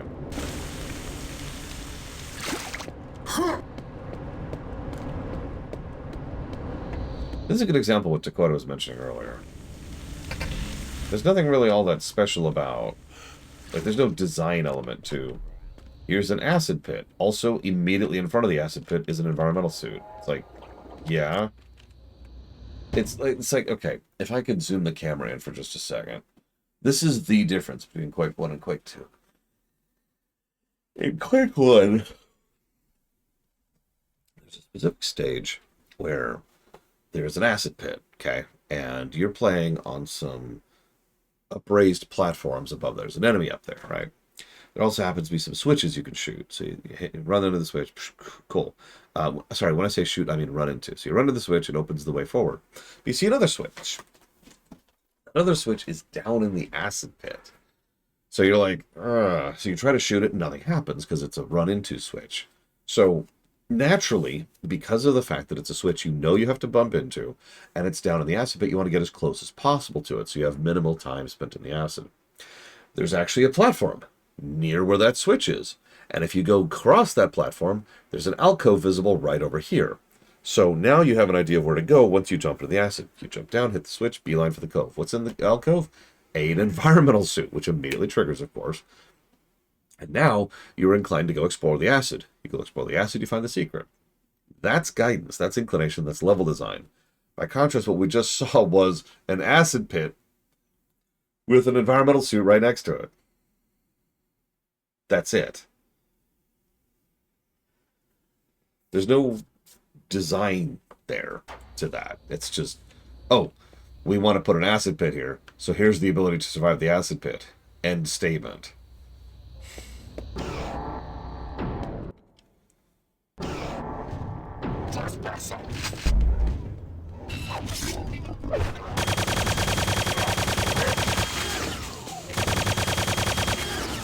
Yeah, exactly, Reggie. Like, nothing changes if you just decide to go ahead and make it just a room, an empty room.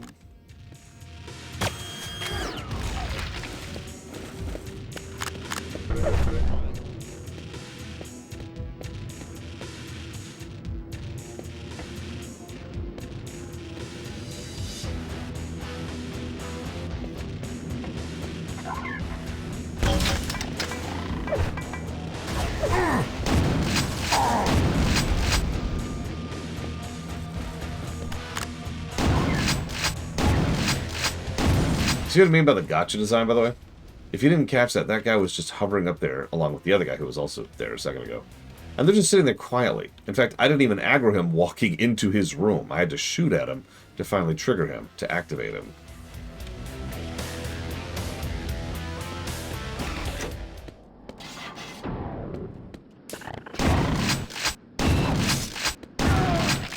That's what I mean by the gotcha thing. Sorry, I should finish that sentence so you know what I'm talking about.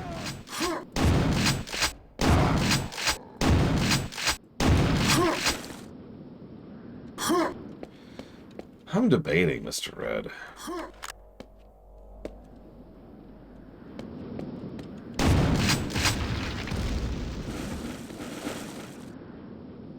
Do I have another environment suit? No, I do not. I have an invuln. I've got a shield.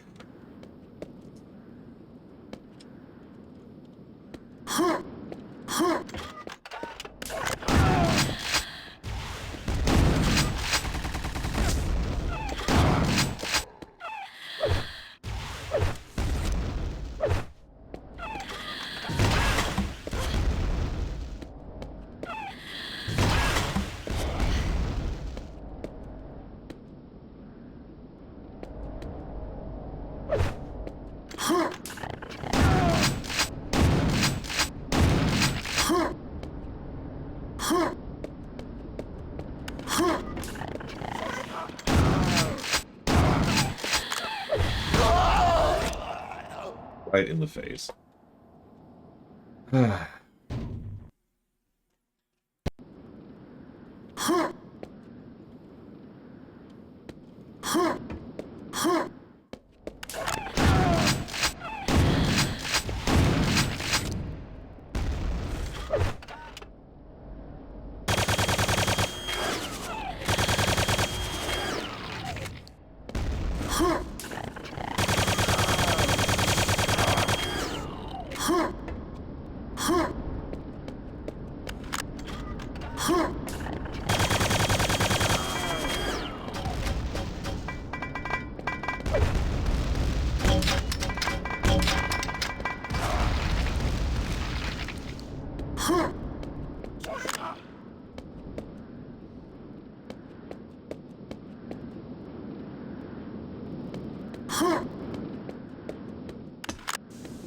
Why is there no music playing?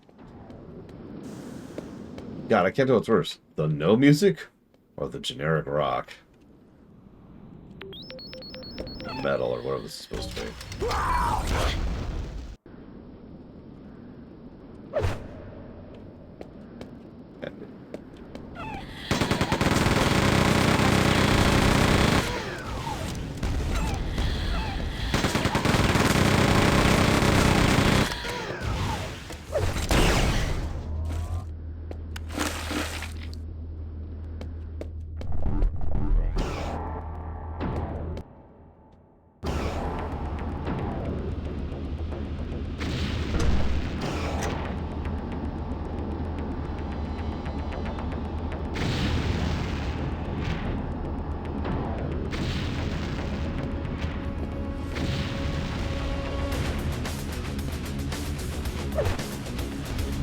Yeah, I actually liked that section with the waist-high cover.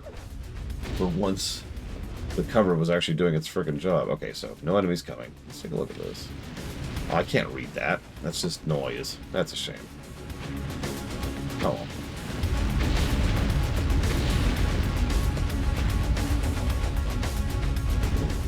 Okay. Wow, that is some radioactive sludge cooling those reactors. Look at that.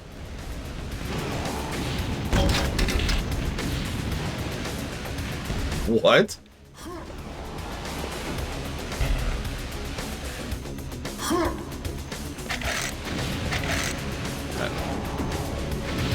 Okay.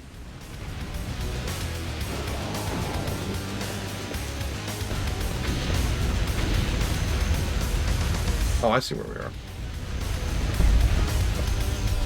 I'm not sure where I'm going now. Oh, this way. I guess, yeah, I guess we're just leaving. No.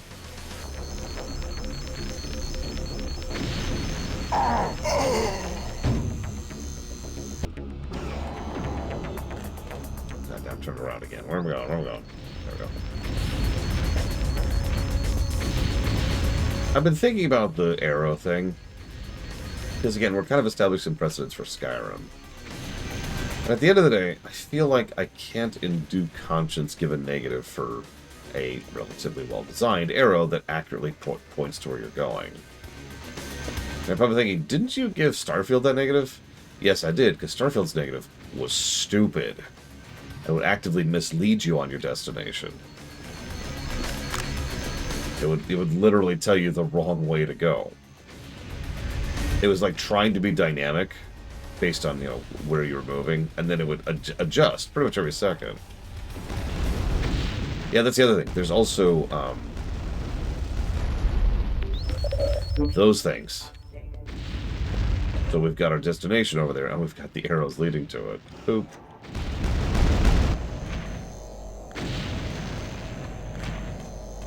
So in Starfield, it sucked. In Skyrim, we'll see.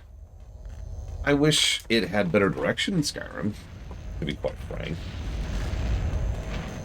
Like, again, Morrowind, or WoW, if you prefer, are good examples for that.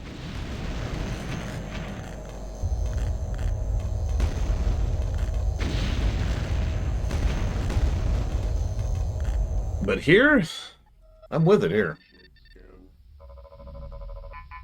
Acquiring. Personnel located. Reactor shutdown successful. Infiltrate main planetary defense facility and destroy Big Gun. Airstrike standing by.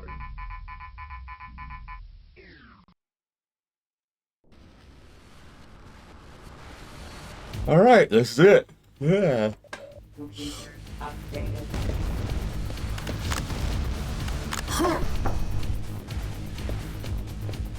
Here's the real question.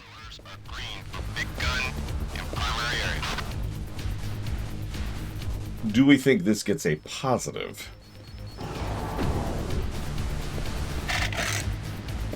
In this game, in this case, in this example, let's ignore Skyrim and Starfield for a second. Just here. Uh-oh. What the crap is that? Oh my god.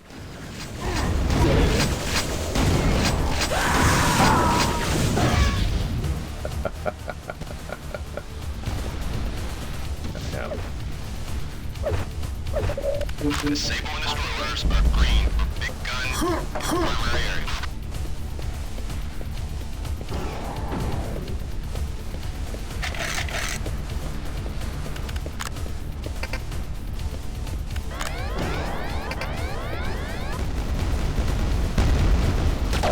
I suppose I could.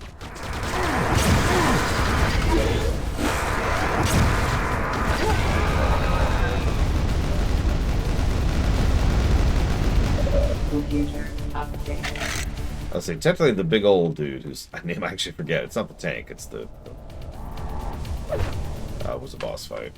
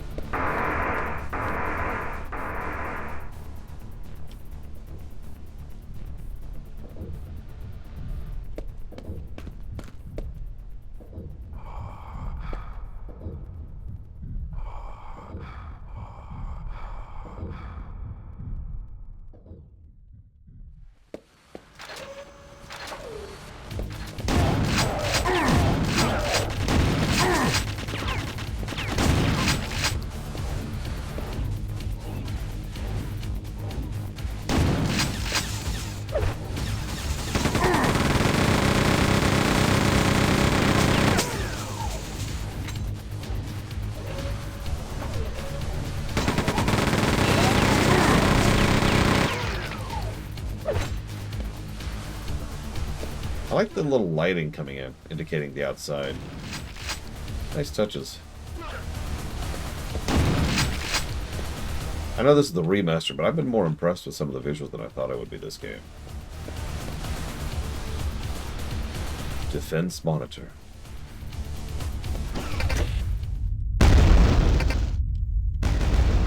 Evacuate immediately. Hi TSB.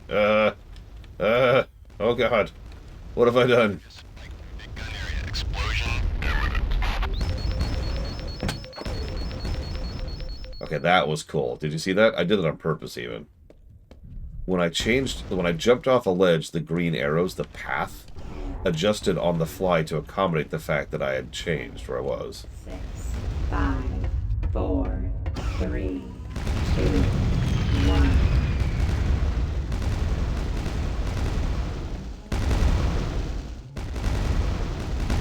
What's the RTX version? Initiate Wow, that was quick. acquiring acquired personnel located. Planetary defense system rendered inoperable. Big gun has been destroyed. Commencing airstrike. Proceed north into city. Close main hangar door and destroy black hole generator. Black hole generator. Okay. Computer updated.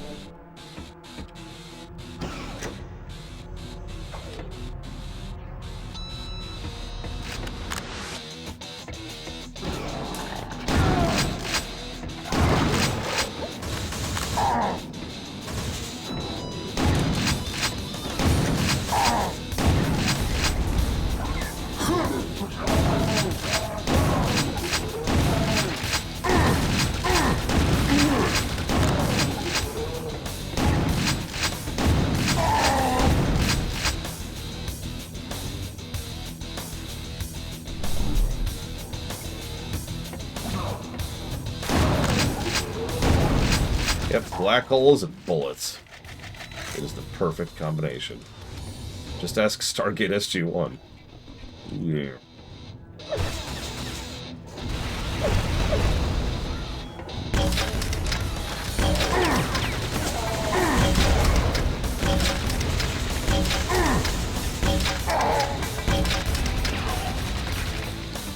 That was cute. Anyone else? Hey, off the deeper end. Lol, Plutonian. Whoop, whoop, whoop.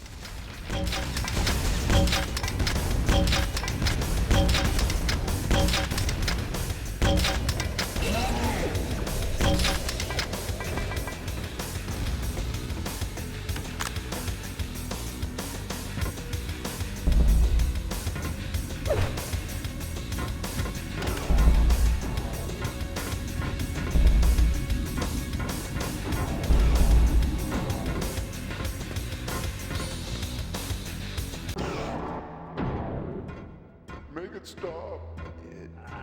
Steel Commander's head. Are you okay there, buddy? Okay, cool. Good talk, good talk. It's okay, I shut off the processing facility!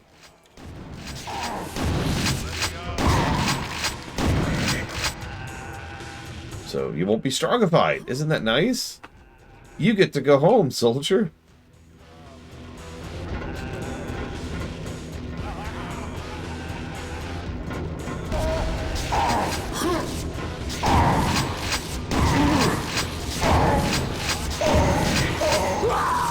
I really don't like those things.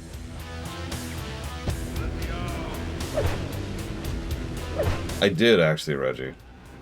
Let me be very, very clear about this. No hope for that show. None.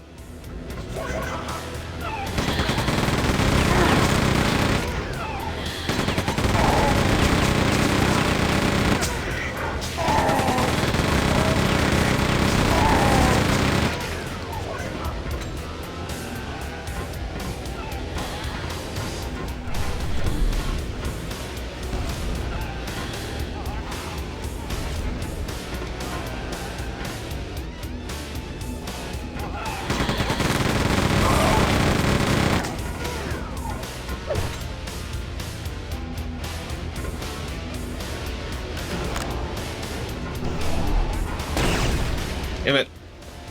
There was something moving, okay?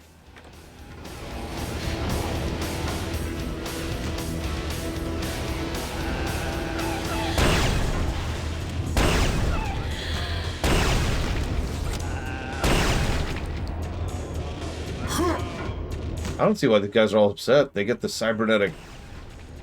Damn it. Succubi to keep them company. Ignore the blood. Oh my god. Oh my god. What? What? Well, it's okay. Surely this button will free him. That didn't...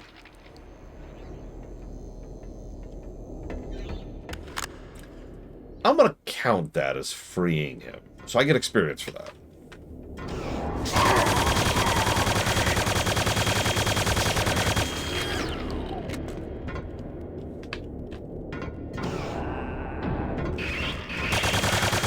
God, I hate those things. Yeah, there's that tentacle attack you may or may not have seen last time.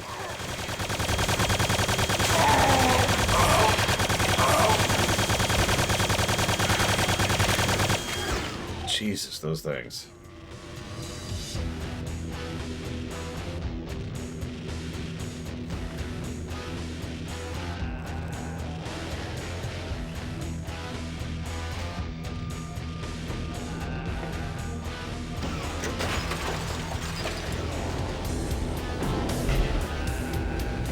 Look, there's med kits right here, dude. You're gonna be okay. You're gonna be okay.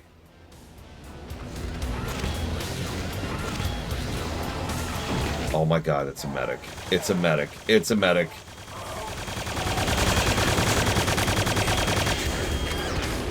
There it is. I'm wondering about a medic this whole time.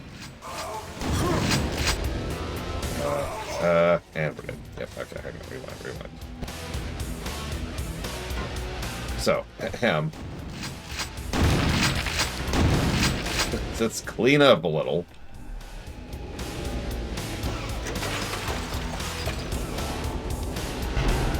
Key card.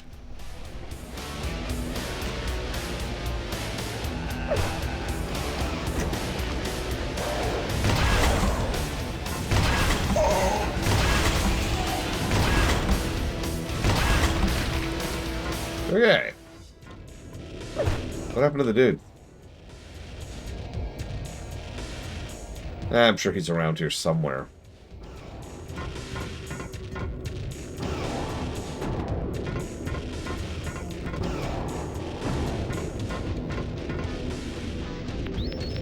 Just making sure. Just making sure.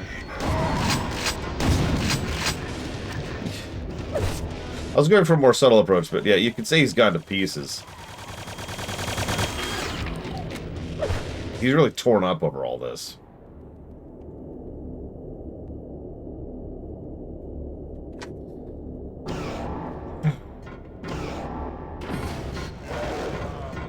Medic, medic, medic, medic! Oh god, oh god, oh god.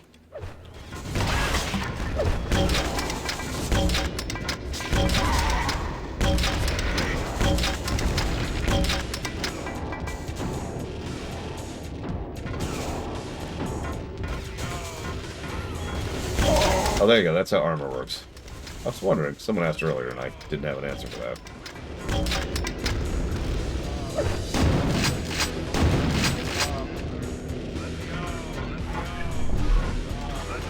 Oh, you poor things. Why? Okay, real talk. Why do they have prisoners here? Isn't this like the command center or whatever? Like, we're specifically here to claim the head of the commander, right? Why are you being tortured here? Excuse me, sir. Sir. Could you explain why you're being tortured here and not in the processing facility? Spare parts. So, Quake 4 had this idea, which they only showed a couple of times, of how they would occasionally have batteries on some of the creatures, some of the monsters you'd fight. When I say batteries, of course, I mean, you know.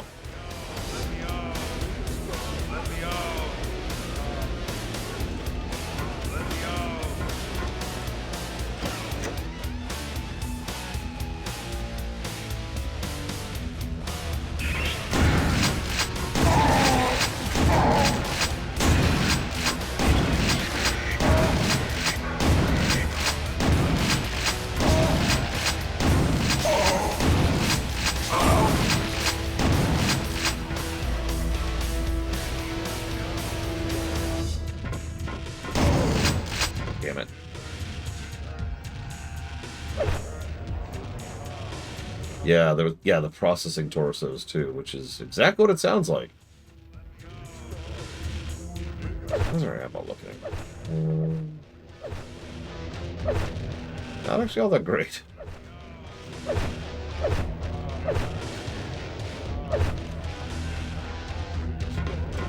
That's true. That's true. Just kick the brain out. Quick, painless death. And then keep using the body. Let me out! Let me out! Let me out! Kill me.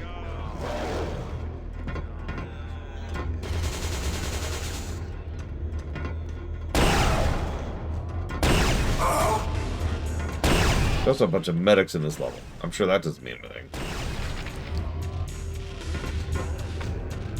Okay, we have 1 health. Perfect. I'm good. I'm good.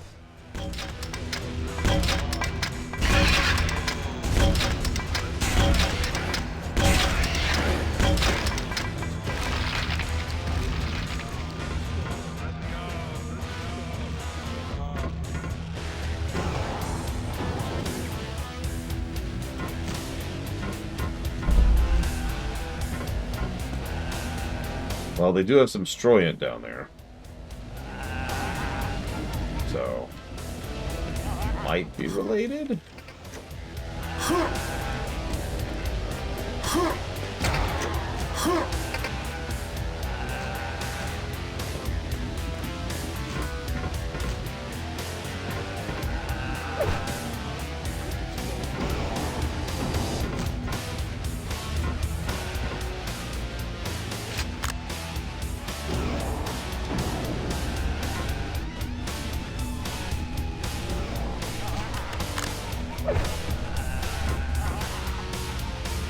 Thank God, health.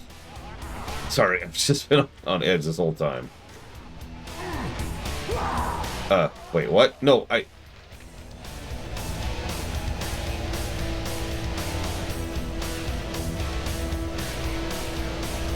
all life signs show positive. No, no abnormal readings.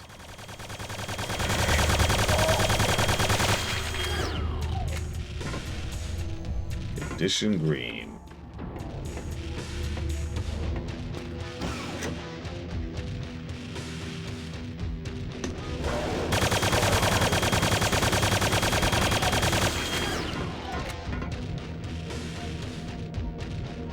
Testing and research. What do you think? Testing or research? Listen, Reggie, it's fine. Listen, Reggie, why don't you come into this glass container?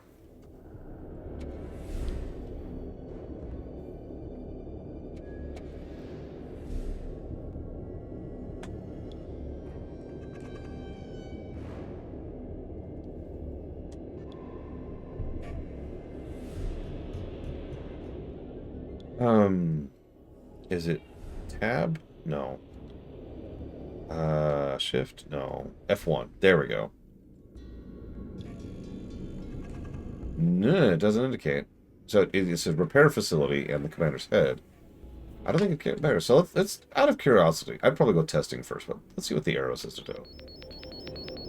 Oh, the arrow says neither. Okay. Hang on. What did we miss?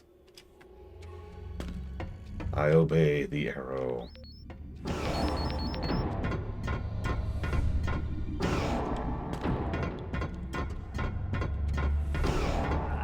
Let's say we have the BFG. We should be good at this point. We did this game.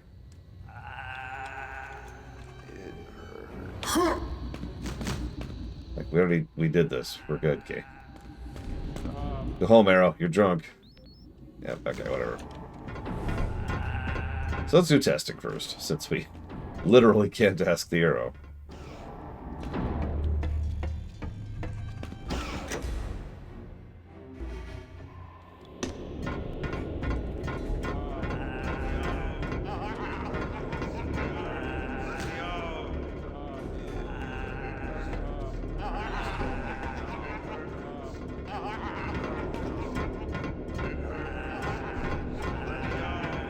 Just gonna move on from all that. Wait, we're already in here. This is the room where I helped these people. Yeah, they crush people into goop. I'm pretty sure they process everything. Let me out. We've also already been in here. Oh no. I don't know where to go. And the arrow's broken.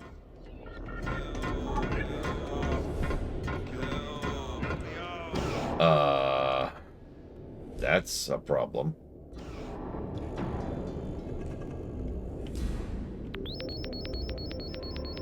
Okay.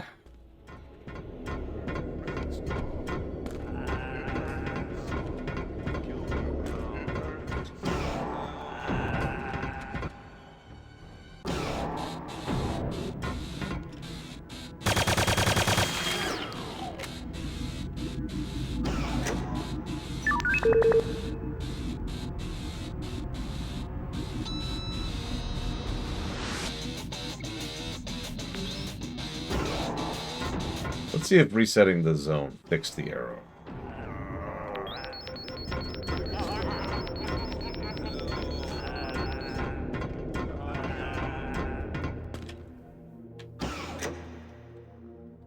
If not, yeah, we're just gonna start roaming.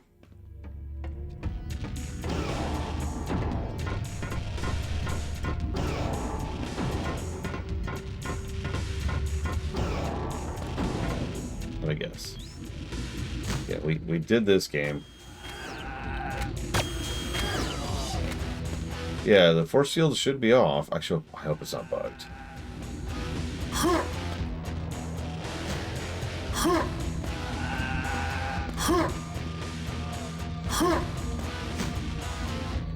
Well, shoot. Okay.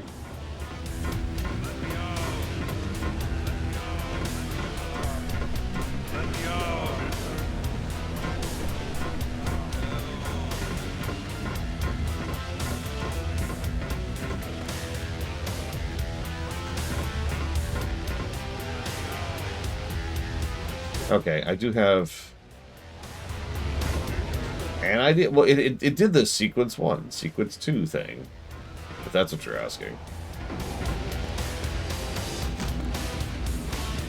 But like...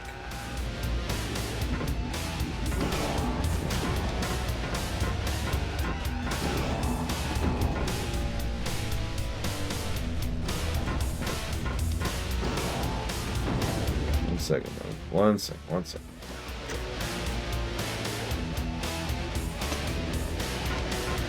So, when I came up, which I came up through this elevator, there was a new enemy. It was a medic here, which hadn't been here before, which kind of led me towards going this way.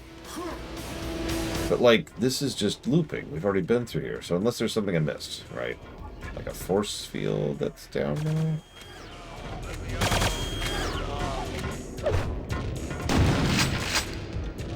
Okay, so nothing over in research.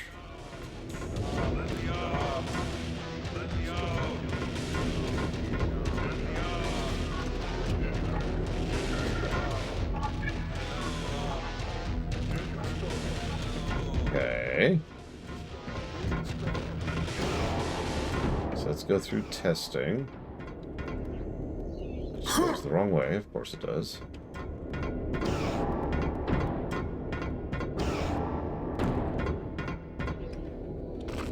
This is another dead end. Okay.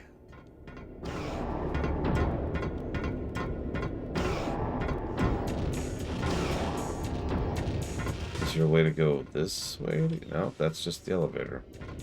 What over here?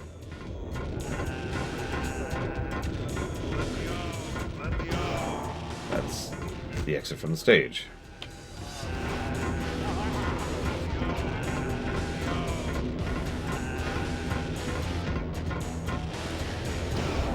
Okay.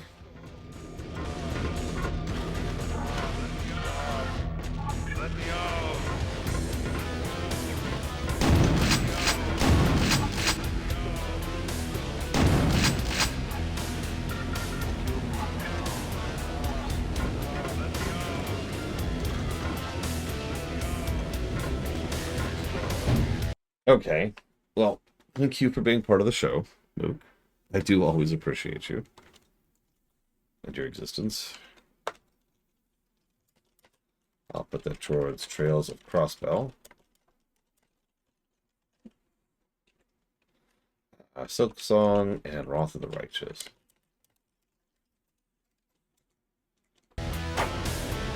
Oops, sorry.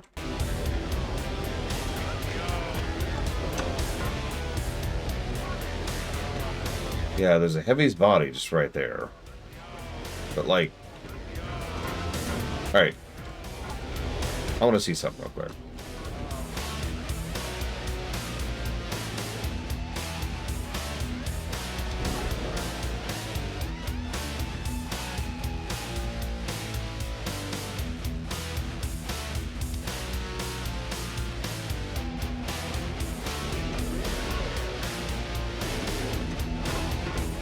So if that's true...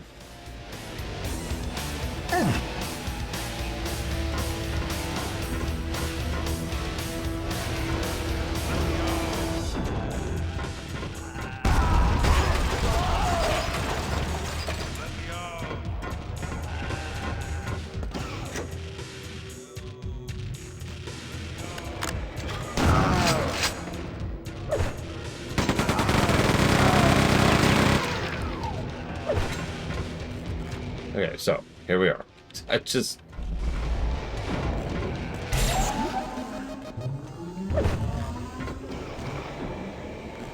Computer update. I guess he was undergoing maintenance? Is that how that works?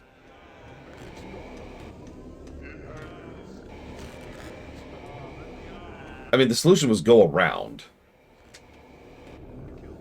Which I don't feel particularly bad about peeking through the wall to see.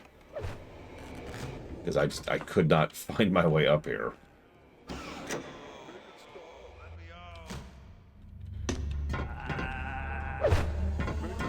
Yeah, we apparently missed an elevator shaft. That's it. That was the solution. And of course, the arrow was broken, so I was just, like, getting no guidance on that at all.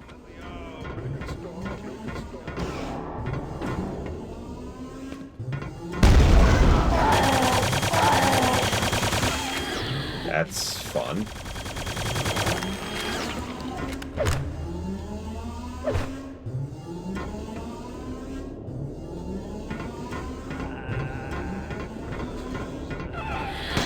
Oh my gosh.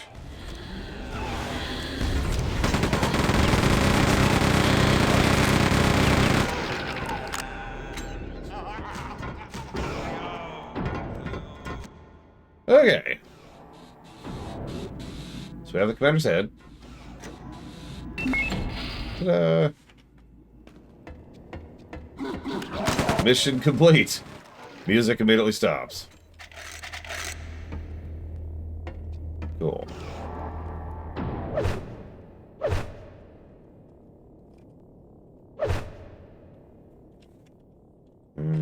California burritos. Oh, shoot.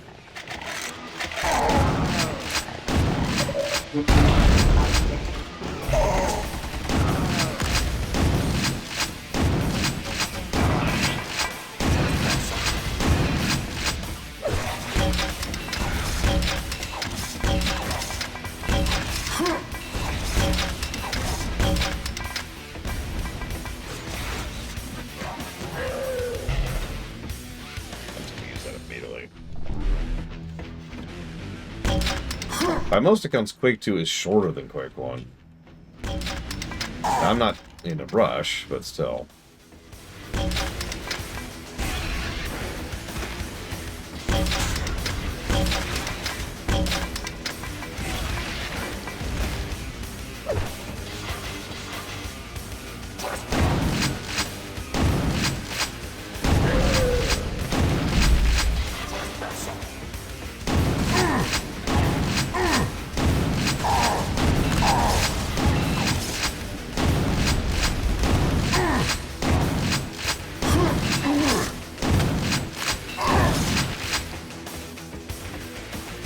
Couple navigations issues. See, the stage we literally just did.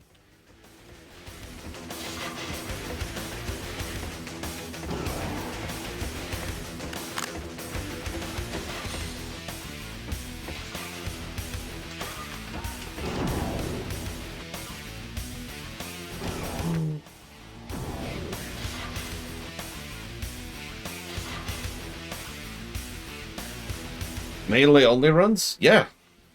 We were actually talking about that. Apparently the only way to beat Quake 1 is to use enemies' weapons against them because you just straight up run out of ammo.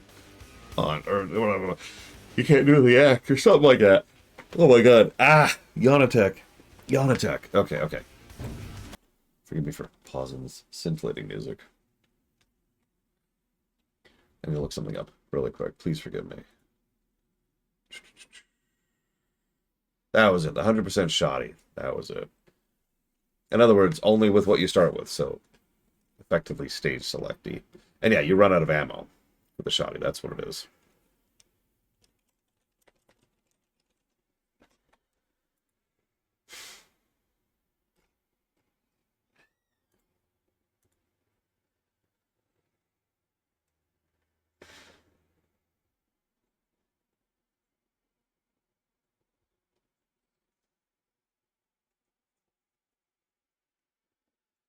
Who's Christian Ant Cow? I don't recognize that name. Well, now you. The hell was that? The hell was that? Damn.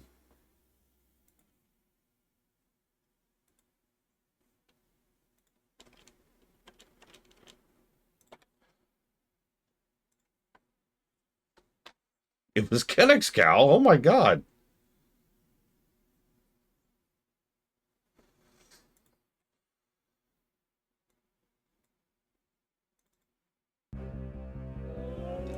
Let me jot down some thoughts. I've been holding off on this for a moment anyways. FPSs I haven't reviewed that I'm looking forward to at this point. I guess there's Half-Life and Half-Life 2, but honestly, what haven't we covered of the big ones? We've covered the good Call of Duties. We've covered the Dooms.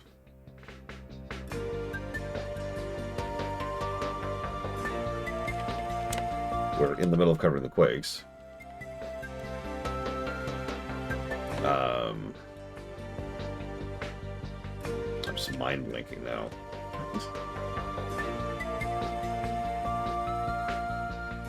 I suppose someday we should do a Wolfenstein 3D review just to torture me. That's not going to review very well.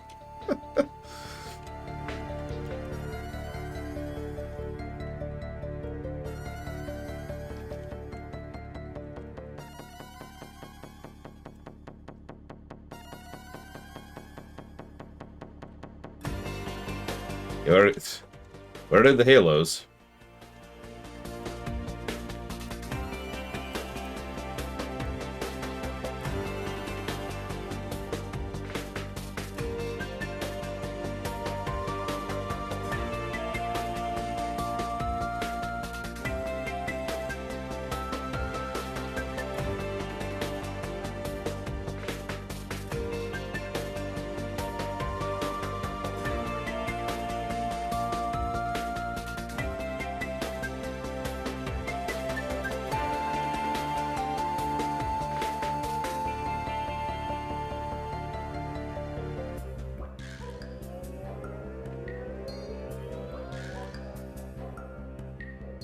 Probably Plutonium.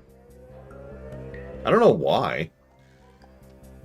Like, don't even Nazis like killing other Nazis? Isn't that like a universal thing?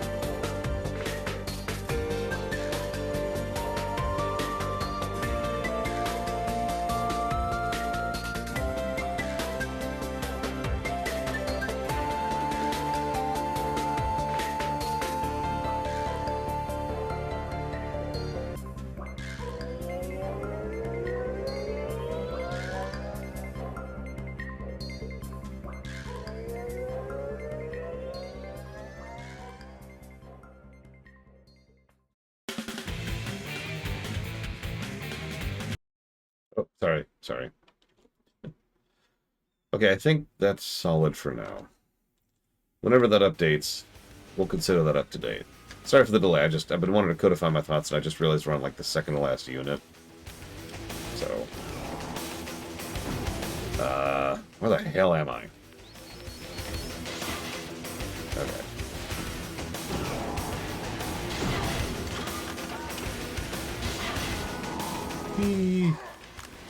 Oh, right. I already do that, too.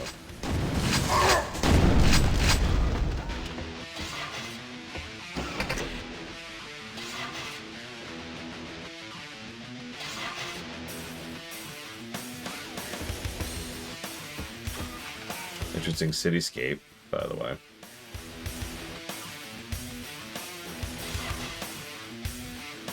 For what it is.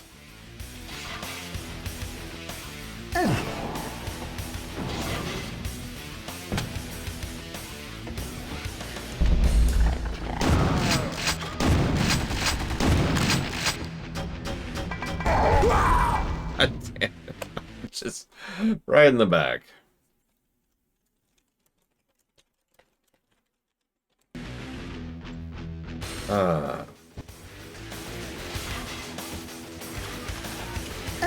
Yeah, I can see that, Mook.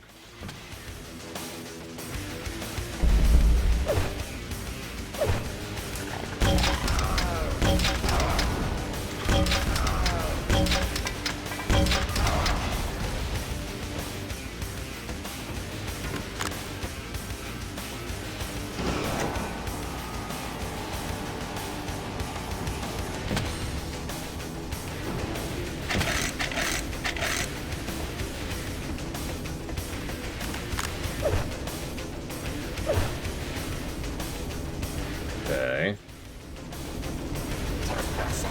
Uh-oh.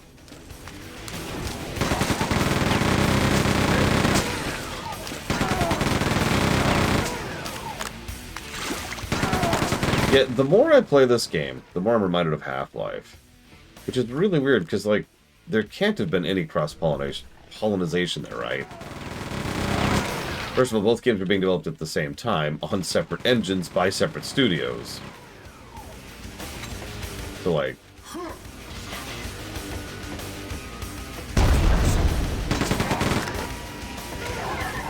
This is when everyone in chat's like, no, actually, there is some hidden connection between the two. And you're just an idiot for not knowing it. Oh, wow, that didn't kill me. I am shocked that didn't kill me. I'm just going to stay over here. Okay, that was the thing. Yeah, hi. Mr. Crusher Wall. Can I scooch by you, please? Nope, no, I cannot. Okay. How about over here? Hey, what do you know? Thanks. Let me just get out of the water here.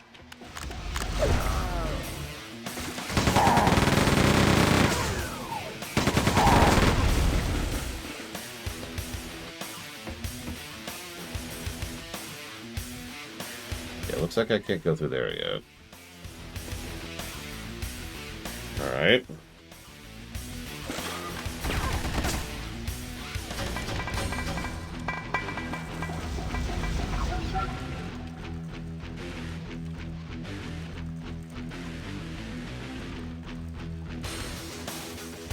Okay.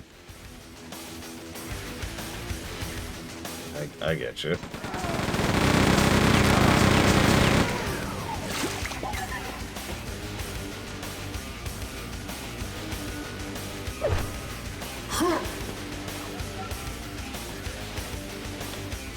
Damn it. Jump button didn't hit.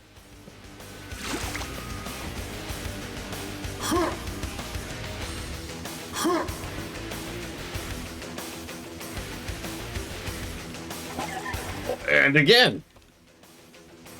This game, I know this is hard to understand, but when I hit the jump button, I kind of need you to jump.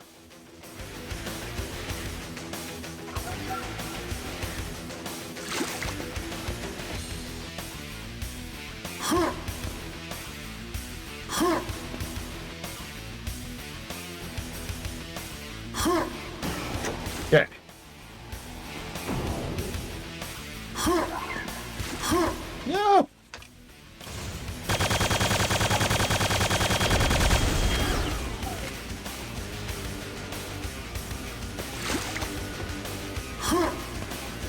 Ah!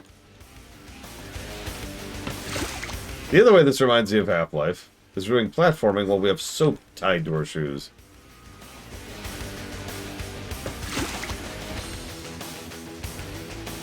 Yeah, like I said, I don't think there's any direct connection between the two. Not that I know of. Who knows? There was a lot of cross-pollination back in the 90s in general.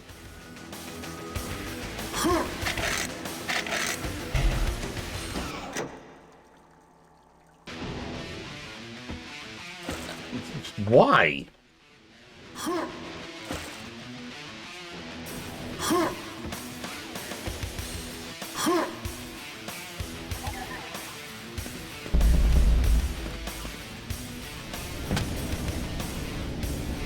So, who made this stage? Because whoever they are, they really liked platforming. It's not a complaint, that's just a comment.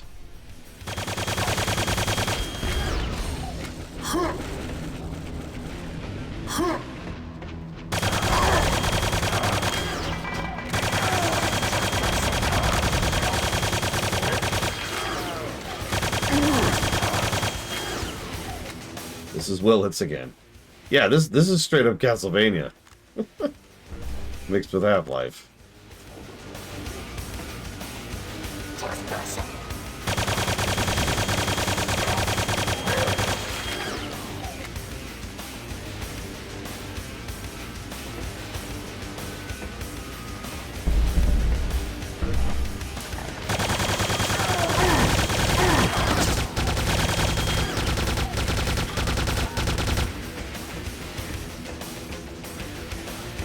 Okay. Ah, it's another one of those things. You know what?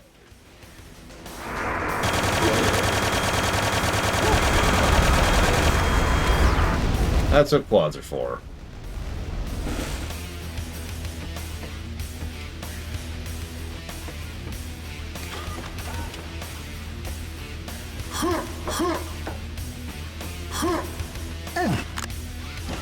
That's true, we have not reviewed GoldenEye. I think it's on the list. We could play it thanks to the Nintendo Switch Online. Normally, streaming N64 games is a colossal hassle. But the NSO has solved a lot of that. So I got a rebreather earlier. Anything down here? I'll take it. I'll let me weird, this might be one of the better stages so far. The platforming isn't great, it's still Half-Life platforming, but there is some design to it. I like the clockwork section, I like the hitting switches to add more moving blocks to the platforming.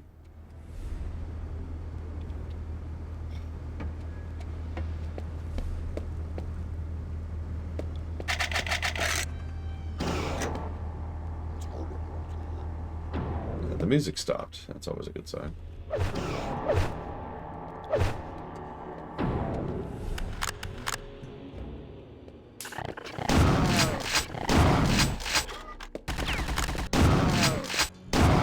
That is a lot of ammo in a room right before there's a big old switch.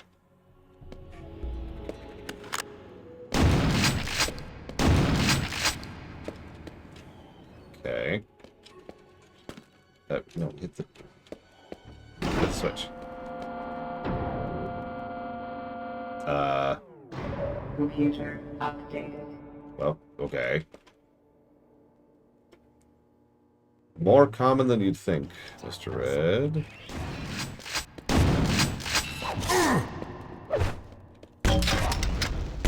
I finally decided to give a negative for the no music issue. I'm kind of sick of it.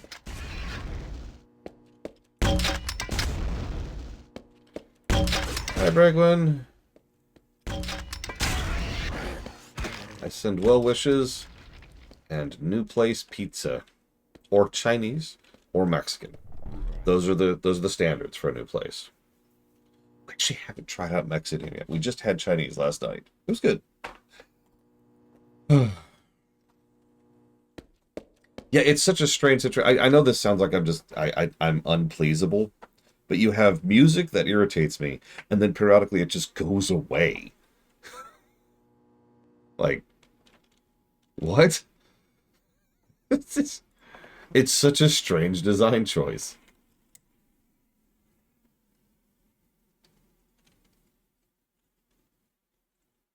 So let's get some real music in here. Hell yeah. Please let me change the volume. Jesus Christ, YouTube. There we go.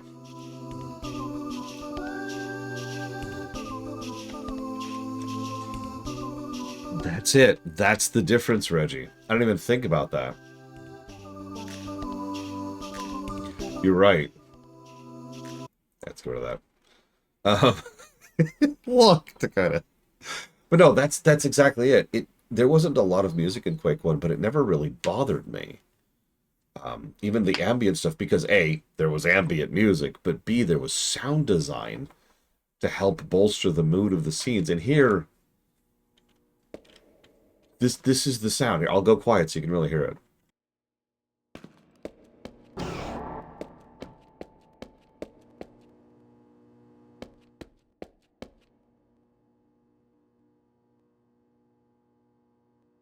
There's nothing. There's nothing. I would like to argue for a story negative to sound design.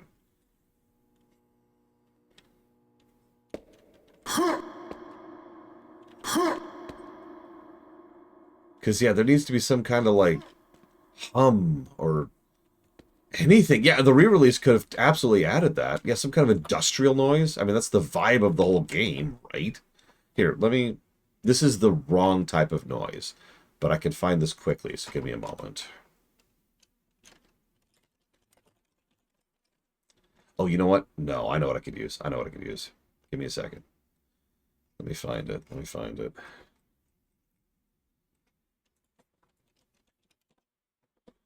Here we go.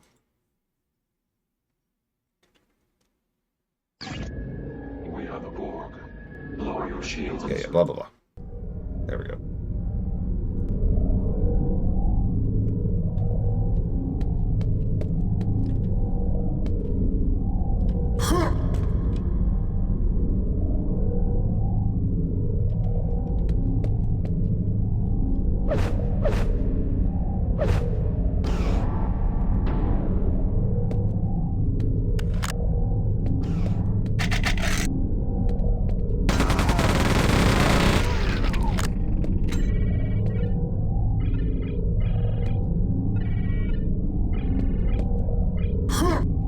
Agreed, Lord Atlantean. And for the same reason.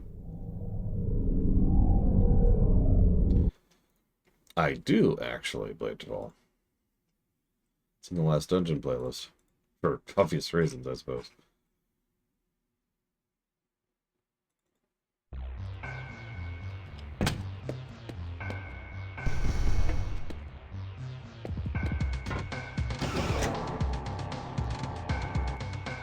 Nope. That's going to start the music up again. So there's the black hole generator. Yeah, Half-Life... For years I have said that I dislike Half-Life's music. And I've always had to clarify that what I mean by that is like a banger song will queue up. And then play. And then stop. And then you'll be followed by 2 hours of silence.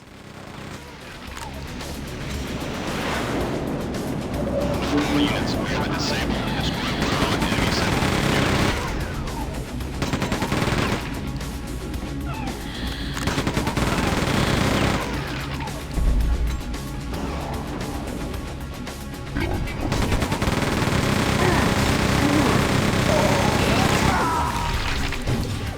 Oh, okay.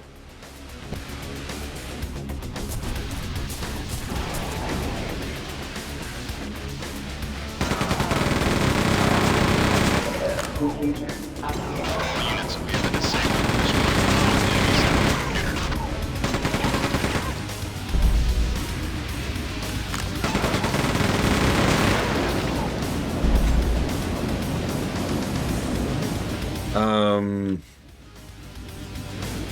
Not that I can think of, Elizar, no. Unless you count the Yakuza games, which doesn't sound like you are.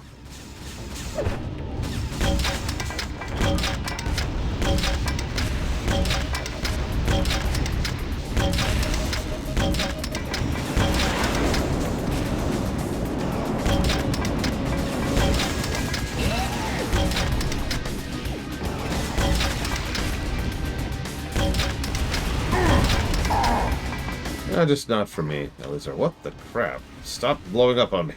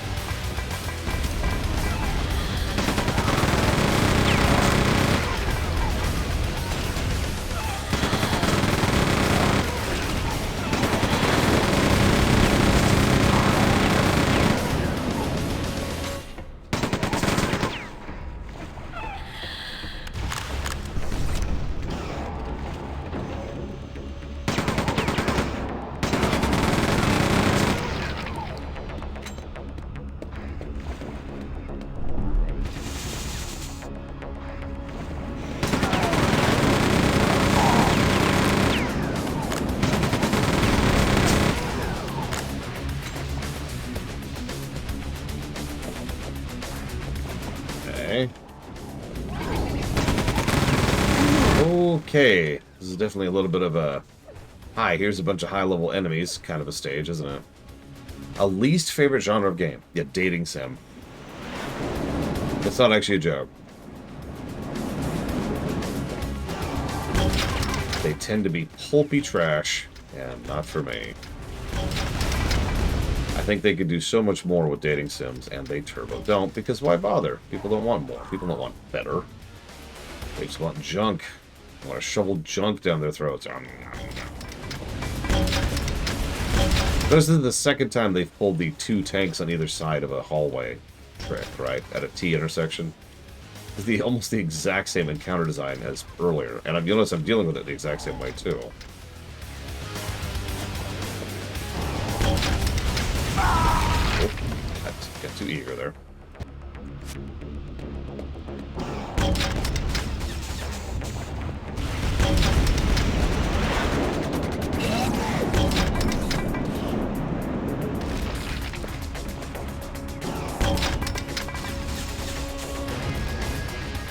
Favorite genre? I'm not sure I have an actual favorite. I'd say strategy games, but that's an over-genre. Like, that's an umbrella term. It feels cheating to count Factorio, RimWorld, SimCity, Stellaris, and StarCraft in the same category, right?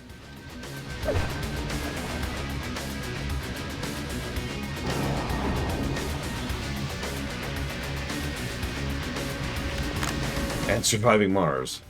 Did you ever get to look at the re-release, Dakota? Was it worth a damn? If you did.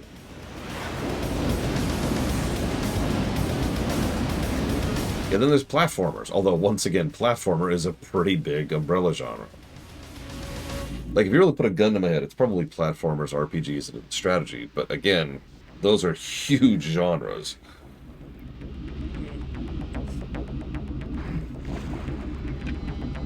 Obviously, I have an affinity for a Mega Man style game.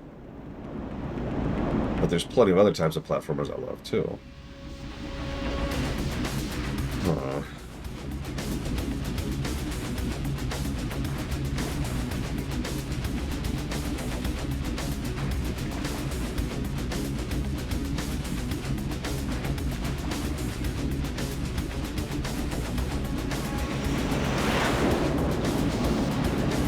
Define action-adventure, because usually what most people mean when they say action-adventure is we couldn't think of a genre to put this in. Okay, there's 3 options. Let's see what the arrow says. I would normally go left. The arrow says to go back. Okay.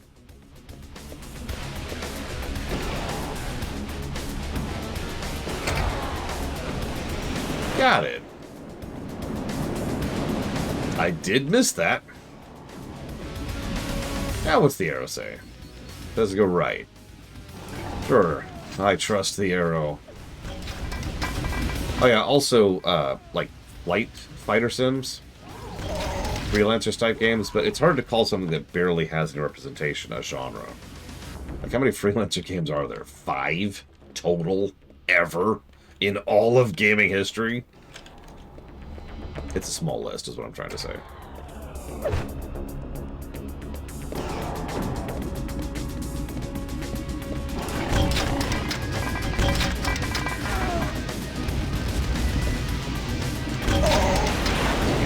Damn it. Okay, okay.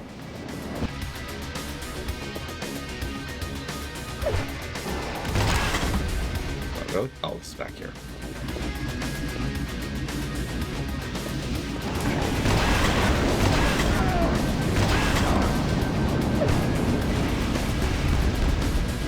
A freelancer in a few sentences.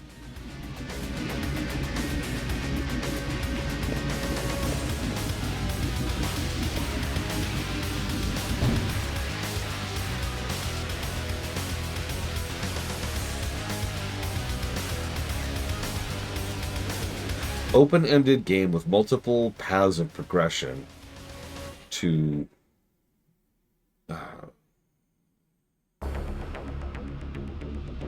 to play the way you want to, I think is how I would describe that. So you can be a trader, you can be a pirate, you can be a bounty hunter, and those tend to be the big 3 spokes. Sometimes there's some variants to that. Like sometimes there's some exploration mechanics. Sometimes there's like some discovery mechanics. But yes, a functioning economy is a major part of a freelancer game. Because there needs to be some motivation to do all those activities. Now, you'll notice I didn't mention a campaign. I personally don't like freelancer games that don't actually have a campaign, but they do exist. If I don't have a campaign, I just don't have a reason to play, honestly.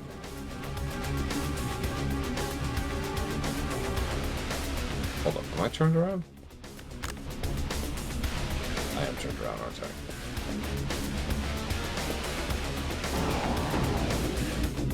Yeah, like Elite Dangerous is actually a good example of a game that I'm not really into because it just doesn't have the meat that I need to be there. The functional economy and the, you know, the campaign mode.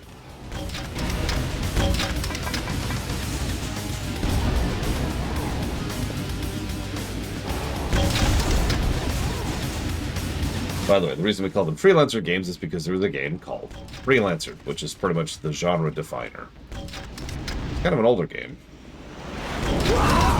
Jesus, right in the face. You know what? You know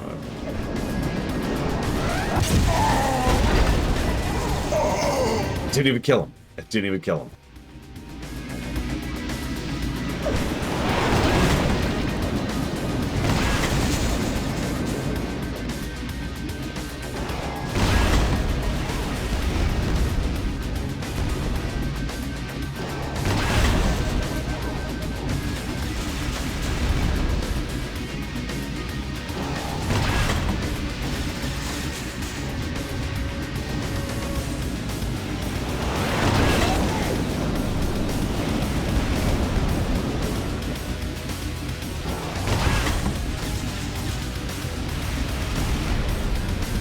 I do actually have an adrenaline right now.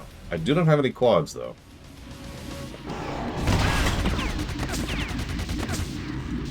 I do have an invuln. But I'm saving that.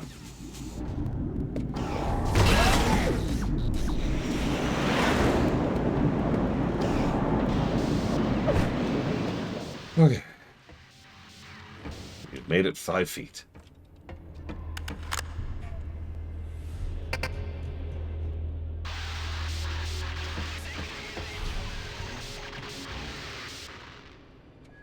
What?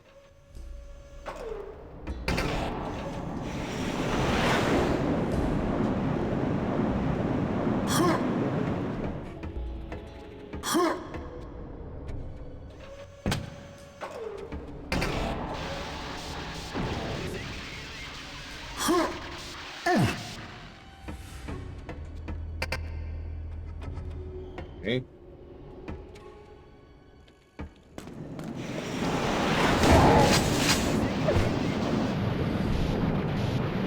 Fine. Just to make you happy.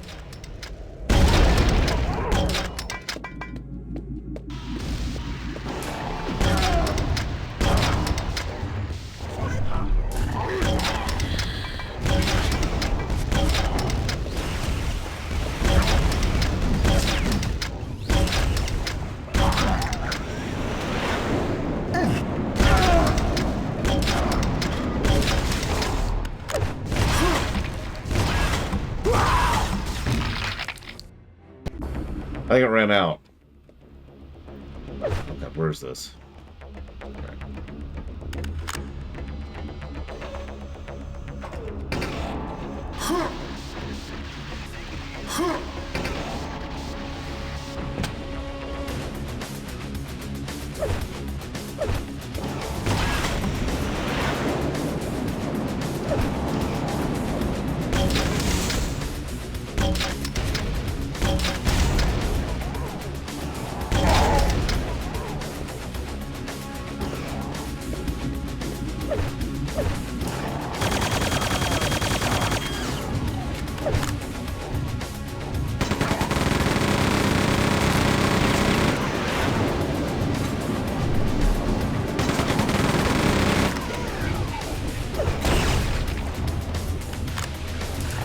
Shoot, I didn't actually mean to do that.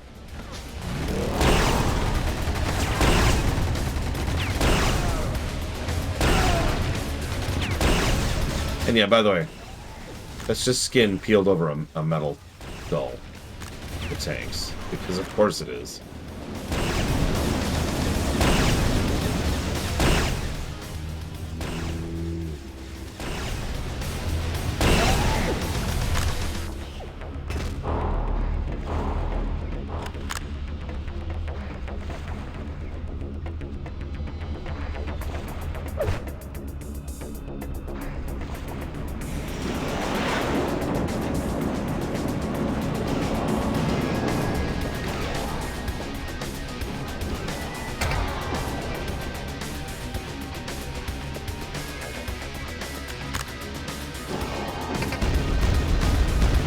All units, we have target confirmation for EOD on enemy launch computers and black hole generator.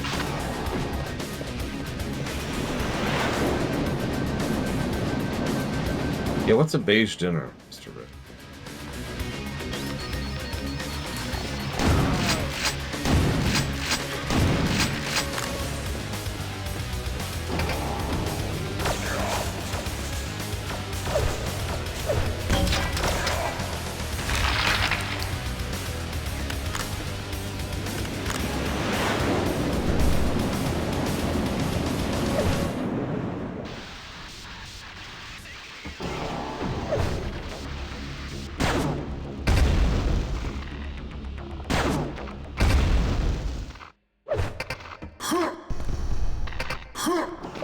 Computer updated. Oh, we did it, everyone. We destroyed the black hole. What happened to all the mass that was in it? What mass? Ah!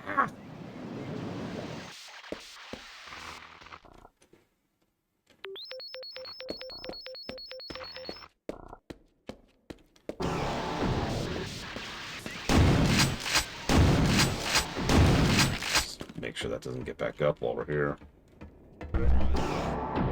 Okay. Thank goodness the planet's still here. My gosh. Oh my god, it's the Half-Life part of Half-Life 2. Or 1. Sorry, I don't know why I said 2. We had a fix on target. Reestablish contact with ground unit. Units have clean target.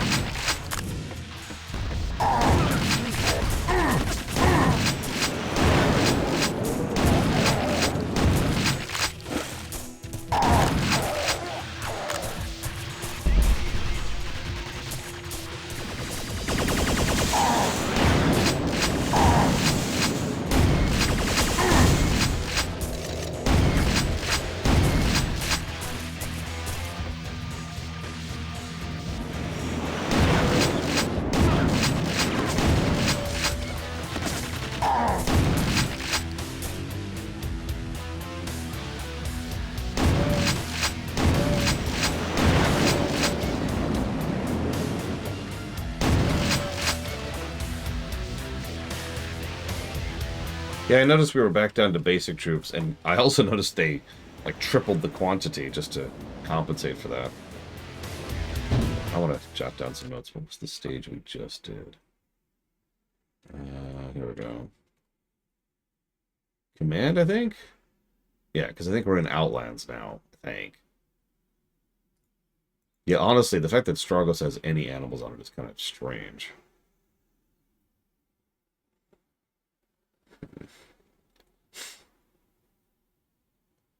Okay, this is kind of strange. You can tell this is a story arc, a story mission, because there's actually a thing that lists how many enemies are in it, just depending on difficulty, and the number is almost identical.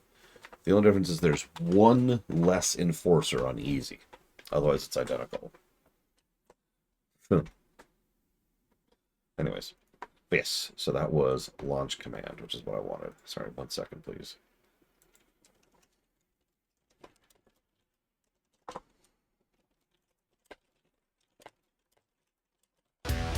Ah, sorry.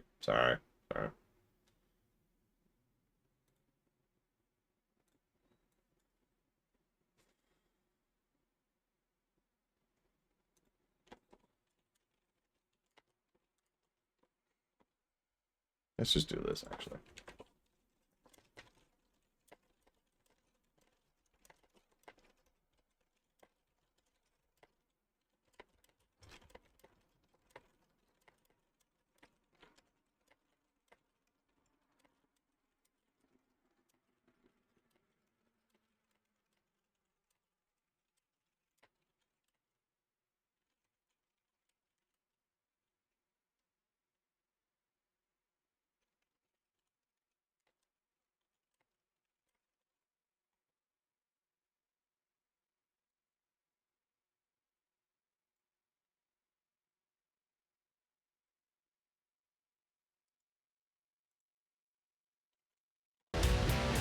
Sorry about that.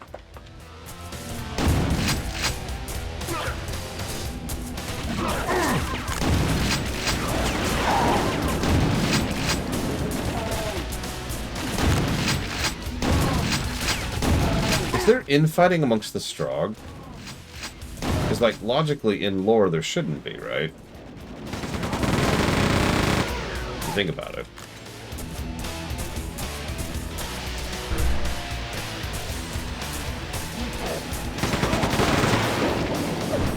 That could be an interesting feature in a more modern game. Most units have infighting, except for ones that are part of, like, the same hive mind or whatever. They're just malfunctioning because they suck. I mean, yeah. We got a fix on target at Nova. Reestablish contact with ground unit. Need a clean target.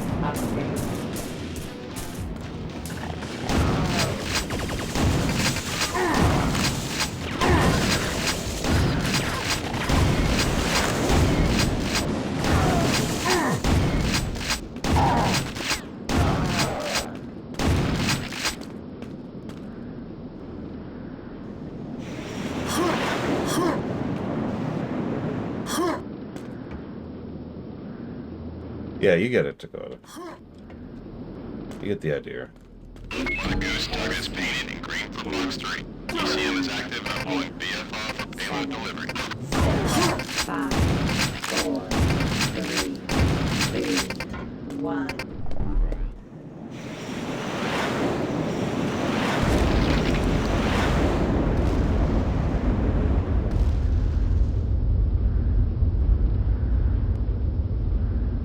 Computer updated. Yeah, like I said, another set piece level, which is fine. I'm not complaining.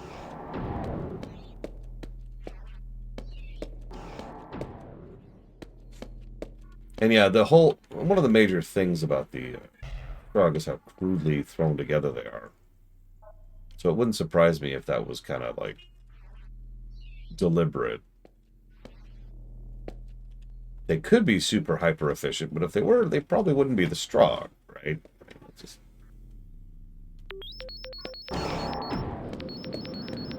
There's tracks, right?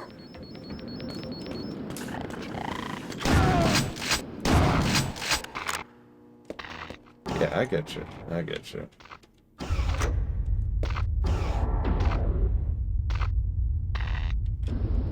Oh, there we go. Woo! That was Unit 8. So if I'm not mistaken, yeah, we've got the palace and then the final boss, and that's it. Hmm.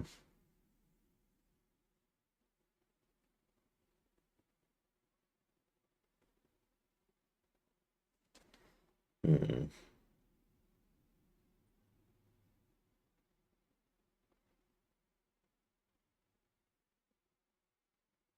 So I'm debating how I want to deal with that. I think we'll go ahead and take a slightly early lunch break. And then I'll come back and finish things up. I think that's what we'll do. So I'll be back in a bit.